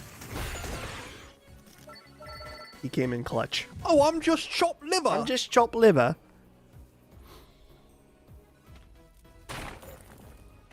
Okay. Caffeinated DC. A great question for Colin. He loves it when you ask stuff like this. When are you playing Persona 5 in the Kingdom Hearts series, Colin? I played Kingdom Hearts 1. I beat it over the holidays. You have to keep up with Last Stand lore, or what are we doing? Why are we doing this? You know? Keep up. I sacrificed a decent portion of my Christmas break, the only time I get off all year, where I can escape all of you. And I played Kingdom Hearts 1. Persona 5 I'd like to get to eventually, but I don't know. I'm actually probably more likely to go backwards and play Persona 3. But at some point, I'll do it. I'm totally amenable to it. Again, there are so many games that as we stack up, so like we had Resident Evil and Pragmata and Mouse and this and that. It's like, think about all the games that I want to play and they just get shoved further and further back, and then you have to start making decisions. So I don't know, but I'd like to. Very good. Here we go. Commander Shepard N7. Hey fellas, do you guys have an opinion on the controversy surrounding Michael Jackson? Are his accusers lying, or are they telling the truth? I want to answer and I this. just talked about this on Sacred Plus. It's so funny. Oh, you did? Yeah, go ahead. I'll answer this because I just had a discussion with this on about this with Holly. And Michael Jackson's a big talking point right now because of the biopic out. I need to take my mom to see that. Oh, that's a great. The mirror is sick, dude. Duplicating a card? Hell yeah. Okay, Michael Jackson. There's a really great YouTuber Holly and I have been watching. I believe the channel is called Elephant in the Room. It's like a bald guy with glasses. And his videos are all about researching and discussing really difficult controversial topics, and he tries to present them as fair as possible. And so he did a whole video about Michael Jackson. And I think, and I've seen the HBO documentary, the like Leaving Neverland or something like that. Yeah, I saw that too. Here's my take. Based on all the people that sued him, ended up being very questionable people. And it also seems like there were motivations behind the Michael Jackson documentary. I believe that Michael Jackson did have inappropriate relationship with children for an adult man. Did he...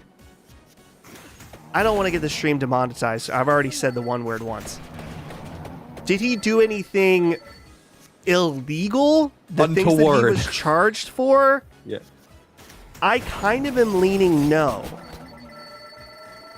But he was a freak. Certainly. And did things that were inappropriate. Like sleeping in a bed with a kid. Absolutely. He says that, and there's like interviews where he talks about that. It was weird. So it's complicated. Yeah, you have a lot more information. I have to see. That's really interesting because I like when people present everything, just let you make your own decision. Like here are the facts. Yeah. He obviously was a freak and a weirdo. He obviously had an incredibly stunted and fucked up childhood, and I think that he was trying to live in that space. So, like, yeah, it's like what you said. Like, there's no question about any of that. So then it's like, what I remember watching the Martin Bashir interview. Have you ever seen that? You were young when that happened, but that was like 2002, 2003. I think that's in the video I watched, where he's like holding hands with a kid. Yeah, it's like really weird shit. Like, yeah. I'm a little surprised that I'm not surprised. Like, I think culture has made their decision about him. And he's been gone for 15 years, so we're never really going to know. And we probably never would have known either way. But to me, I just look at it and I'm like, I don't know. You said it really well. Like, what are you doing? Yeah. But yeah, was it sexual? I don't know. And I don't know. I still listen to Michael Jackson. There are people I've like cut out because I don't, I always talk about Lost Prophets and stuff like that. Like, it's just kind of unlistenable. Because even though it's great music, it's like, it's tough, With him, obviously, he hasn't suffered from that same reputational damage long term. And it's really unknowable at this point. Like, you either believe the people or not, and those people are slowly going to, die off. And then it's like old war stories. You're not even going to have the primary sources anymore, and then it's going to be forgotten about, and people are going to talk about this for generations. Yeah. But it seems pretty obvious that he got away with it. Trent Miller. Any new Russian treble lore? Our dog just got fired from the trampoline park. Oh, what happened? That's a great question. Russian treble lore. No, Rush is still an unwitting co-conspirator with various unsavory Middle Eastern terrorist groups. Treble's a very successful investor and business owner. But yeah, no new real war with them. Yeah, thank you for asking. Same old, same old. They're just kind of hanging out, doing their thing. The weather's a little cooler, so maybe we'll go for a walk when I'm done here. It's always fun. Are you coming here before you have a kid? I actually... We're kind of getting against it here. I have a suggestion for you. Yeah. I believe, personally, that I can set up and teach you how to do everything without me coming. I'm gonna come. I'm gonna come. Yeah, whatever. I mean, whatever you think is best. But we have to figure that out soon. Yeah. I've already started working on documentation of stuff for both Locke and Jimmy. Okay, cool. Also with more training for Locke, but I was gonna make some documentation for you and then walk you through it, because there's nothing your computer can definitely handle streaming, no problem. It was crapping out before because we were streaming and I was remotely controlling your computer at the same time, and that was not smart. In hindsight, I was pushing it too hard.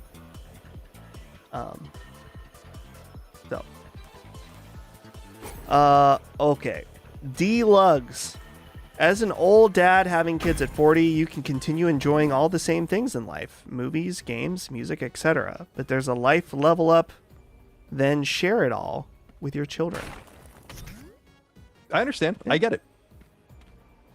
There's nothing I don't understand about having a kid. I mean, I understand not, you know what I mean? Like the allure and the necessity and the natural drive, and it doesn't need to be explained to me. Right. Now, I'm not saying I don't appreciate you writing in about that. I'm just saying, like, I'm not one of the people you have to convince. I'm just trying to play it by ear. You know? Colin, I have to explain something about this game that I didn't figure out until later. Yeah. Don't use that. Don't use this? So the wild card. The wild card is so powerful because well, it might not be as powerful now because your hand size is not very big. It can continue any combo. So you could do like 0, 1, 2, and even maybe 3. Use a wild card and continue your combo again at 0. Okay. So you could use it now, but it's also really helpful for continuing combos. Okay. Yeah. So it's like a Joker card.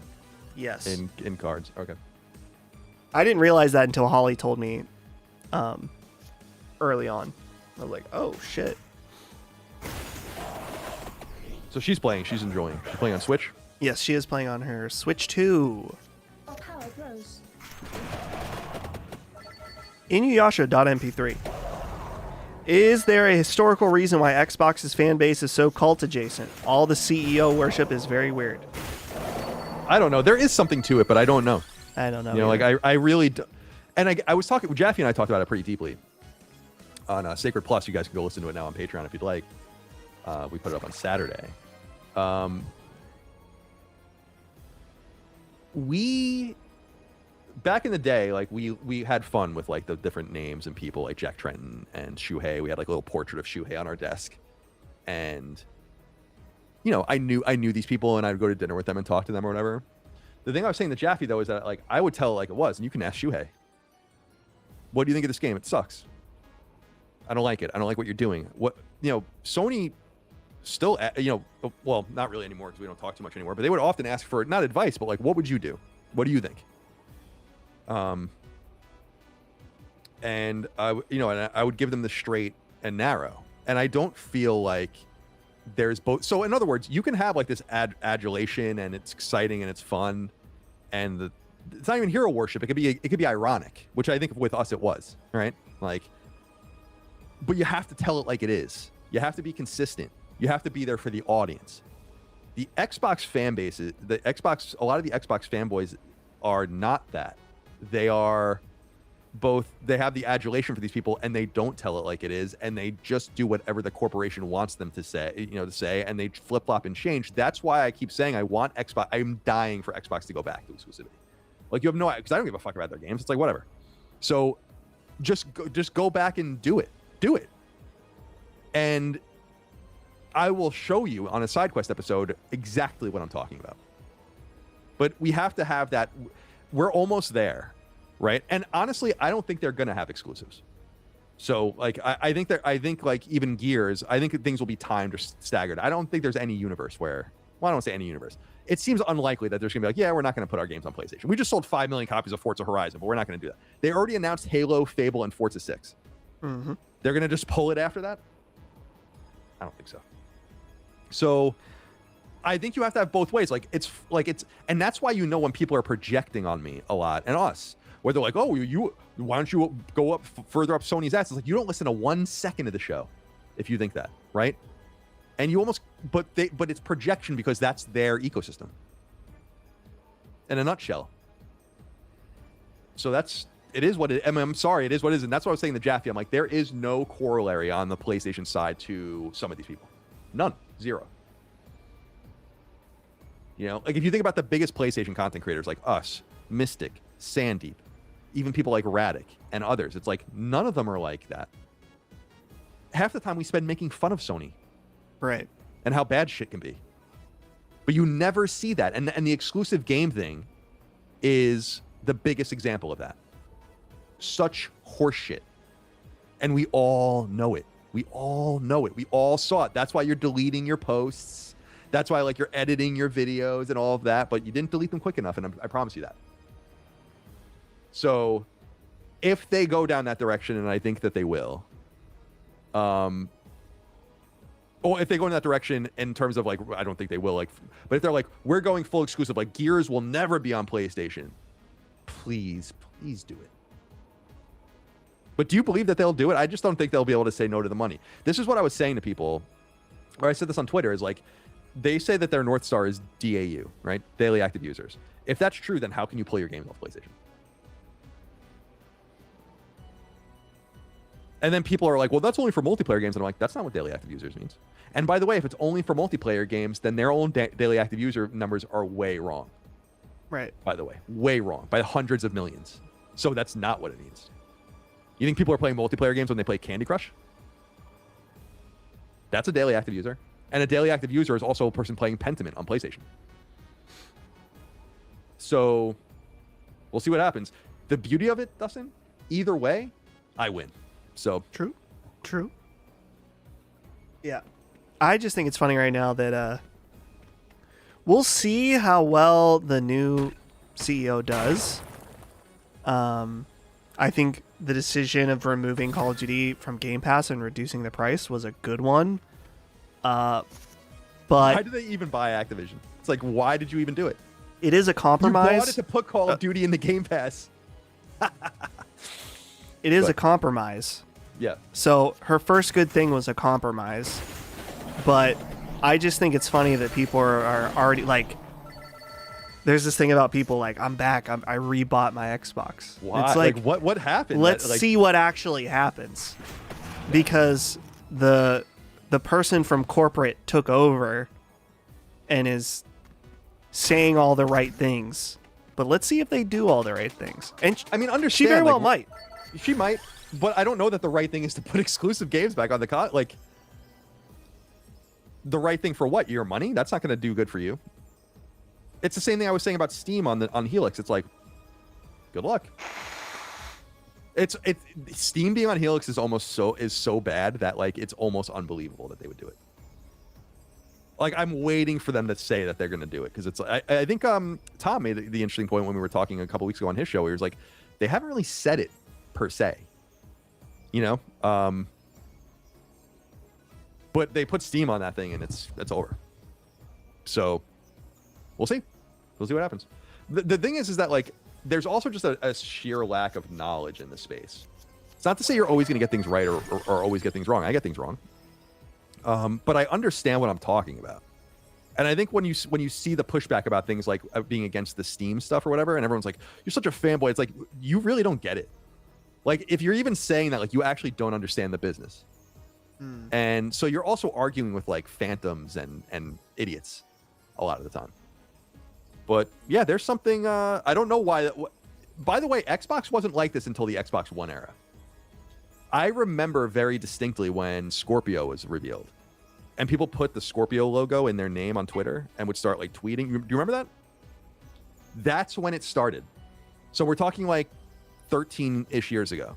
And the worse it's gotten for them over time, the more heightened the fanboyism has gotten, which I find even stranger. I reflected on this a lot. Why are there so many Xbox content creators? There's like 1 million of them. Good question. It's like 5% of Xbox's fan base is a creator. It's like, what is going on here?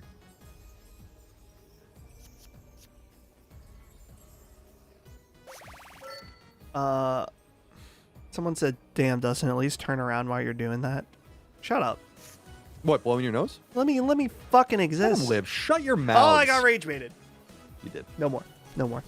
Mr. North Starfish says, SkillUp has done collaborations with Maddie before, so he doesn't seem opposed to LSM-aligned figures. Well, we'll see. Something to keep in mind. You know, I'll add him to the list. I have a fucking huge list of people I want to email eventually.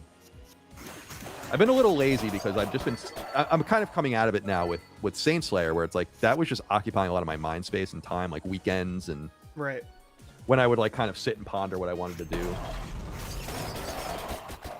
Nerf Ninja, R.I.P. in peace, Patrick Muldoon, Days of Our Lives alumni. Patrick Muldoon, apparently an actor on Days of Our Lives. Yeah, I don't know. He died.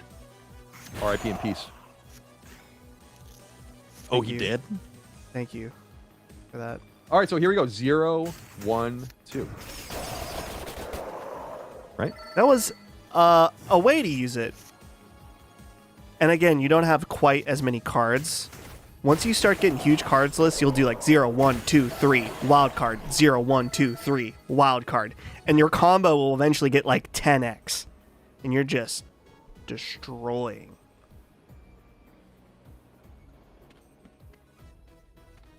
Gage Larry, quote, "Oh, but the king and queen don't have the power you might think." Fuck them, then. Just use the actual F word, bro. Why, It's okay, bro. Why do you Bridiots so proud of glorifying the worship of blood? Listen, Bridiots? I don't have to. I prefer Europor. Okay? Although that's more continental, right? Sure. The British don't really identify themselves as European mostly. But they do live on I the continent of Europe. I prefer the nomenclature. Well, they did live on the continent of Europe when Doggerland still existed and it was connected to the continent, you know? But now they're a little island. They're European per se. Yeah. True. I prefer the nomenclature Europor. Thank you. And don't super chat with PHUCK in it ever again. Sorry, Gage. I'm just yanking your taint a little bit. Spanish Deco. Call, as the most devout Catholic, thoughts on Dogma. The movie Dogma? I'm not the movie Dogma, or like religious dogma. The movie I've only seen a couple of times. I saw it in the theater, and then when I was in high school, and then I saw it on DVD. But I don't really remember it very well, so I don't know. I really don't remember. Guardian 117. Colin, I was creeping on your PSN profile and saw you played Elden Ring again in November. What's the story here? It's just unbelievable. You know, I do all this for the people, and then they miss it. We played Elden Ring a few times here on stream. Was Will I that ever get back to November? it? I don't know. I mean, I wouldn't have played it again since then. So it must have been November as the last time. Sure. Two Flies Flash. I also live in Virginia. Can you help me with my setup? I have to charge you for setup. Yeah, consultancy. Consultancy. But you can figure it out. I believe in you. I could also probably figure it out, but I won't. You know, that's the difference. Yeah, I'll help you. We can. I streamed by myself during COVID. Yeah. Remember? I even bought a document camera, Yeah. which is like so funny. I'm the youngest person in the world that's ever bought a document camera. Did you use those things when you were in high school, of like, or in whatever school where like it was the projector and you would it would be like on the little clear Yeah. and then they would write on it? I was the last generation that used those. Because my school, we used those, and then eventually every room got a projector Oh, okay, cool. that had like a smart board that teachers could write on. So, Did you have whiteboards or blackboards? I remember having both at certain points. I remember chalk and like being assigned cleaning the erasers. I used to have to do that in Catholic school. I used to have to go outside and and bash just, them. Yeah. And sometimes we would bash them against the building, and then we would get in trouble with the nuns because it would be all fucked up. Yeah. Caffeinated DC says, "Sorry guys, my bad. I meant the entire Kingdom Hearts franchise before Kingdom Hearts 4. A day zero listener." Can you give me a break? He's about to say how dedicated he is to you. A day zero listener since the Kind of Funny days. Give me a break. Thank you for listening. Thank you. No, I don't mean you playing Kingdom Hearts 1. I mean you playing every Kingdom Hearts game. When is that happening? I'm amenable to playing Kingdom Hearts 2. Again, it's just I liked Kingdom Hearts a lot more than I thought I would. I said that when we didn't we do a whole episode about it? Yes. So I'm not going to say I became a believer by any stretch of the imagination. Plus, I doubt it's ever. Kingdom Hearts 4 is probably like what 10 years away, so I have plenty of time. Yeah. Nerf Ninja. Listen to Do Not Come by Wormy. I don't think I'm going to do that. I think I'm good. Somebody earlier in the chat, again, guys, I'm joking around. Someone's like, the super chats today are not bringing out the best of the audience. There's been some good ones. There's some that's like, thank you. All I'm just going to say is thank you. Sorry, man. Trent Miller gets it. Sorry, man. Can't do it. Tuffy J10. I had 1 hit point left. Oh, nice. Tuffy J10. Just like PC gamers, what's with some people's need to push having kids on others? Not everything is for everyone. Focus on yourself. Controlling motherfuckers. I agree. Everyone is very controlling. That doesn't resonate with me. In fact, I think that's why some relationships in the past kind of eroded for me over time. Because I'm like, I'm not going to like chase you or obsess over you or like, you know, I just want you to do I don't want to convince you of anything. Like, I want you to be here because you want to be here, you know, kind of thing. People are always like trying to needle everyone. I'm like, you got to let things just be. Yeah, do what you want. Invoke the individualism of humanity. Let people make their own decisions. Larder says, Colin, I have the long desire to have you pontificate for a couple of minutes on the significance of the Battle of Kings Mountain. Love you guys. The Battle of Kings Mountain. I don't even know if I know that off the top of my head. What is that? Battle of Kings Mountain. Revolutionary War battle, 1780. Yeah, I definitely read about this in college, but I don't know. Not really. I'm not really a revolutionary. I'm a huge Revolutionary War guy, but from a political point of view. But thank you for writing in. Robert Butler said, would you spend a year in the hyperbolic time chamber just to catch up on your backlog? In other words, would you age yourself closer to death for backlog? So, Colin, in Dragon Ball Z, I believe when they were trying to fight Cell, they go into the hyperbolic time chamber for 1 year. And I believe 1 year, one day passes in the real world, and 1 year, 1 year passes in the hyperbolic time chamber. So it's a little time dilation. Yeah. So would you, a day goes by for everyone else, and you get to spend a year while the world is paused doing your backlog, but you do age a year in there. No, that's not worth it to me. My backlog's not that important. No. You know? I don't need to play all these games. I've played so many video games. How many more do we have? There's only one more, and it's a repeat. From Larder, Okay, it says, Colin, I have desire to hear you pontificate for a couple minutes on the significance of the Battle of Kings Mountain. Love you guys. So it's a duplicate. He really. I don't know why that came through twice. Maybe it's the software, but. Well, we'll call it there. We've been going for almost 3 hours. Yeah. Yeah, let's call it. What a great game. It's so good. Now, next week is Saint Slayer on PS4. I will sit here and platinum the entire game. All right, so here's a little bit of feedback I need, and I don't know if I'm going to make a decision now, but there's 2 ways to go about this. I could either do it all natural, the way I would suggest that a player does it, or I can kind of cheat and do it quicker. And what I mean, it's not really cheating. I can immediately play on classic, which is the hardest difficulty, get the normal, hard, and difficult platinums or trophies out of the way. But you still have to get all the endings. I think I'm just going to play it the way I suggest people play it. It's going to take time, but not as much time as you think. How long should I expect to be here? 5 hours, maybe, something like that. Oh boy! But you can. But here's the other thing: is I think you can come and go, or maybe we can have other people on. Okay. I'll ask around. All right.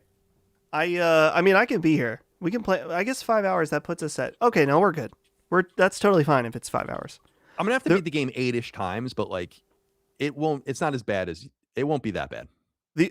My hesitation comes from that. Next Monday is Holly's birthday. Oh.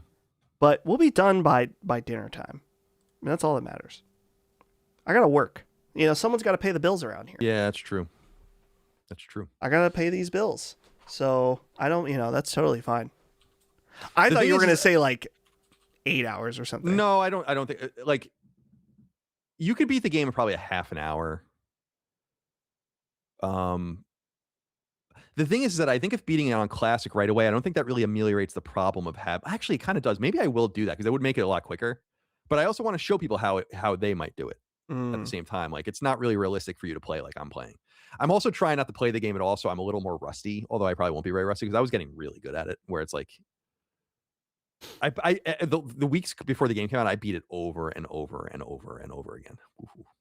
Oh, I beat it. So we'll see. That'll be fun. Whenever we get there. We have one more super chat that just came in. Okay. We'll do that, but please, we'll cut it off here. Trophy React says, any chance of getting added on PlayStation for having the name A Platinum Hunter? Once was offered $500 for someone to buy the name for me. Listener since 2016. I feel like we got to nip this in the bud, Colin. People are trying to, I mean, they want to be your friend. That's respectable. I'm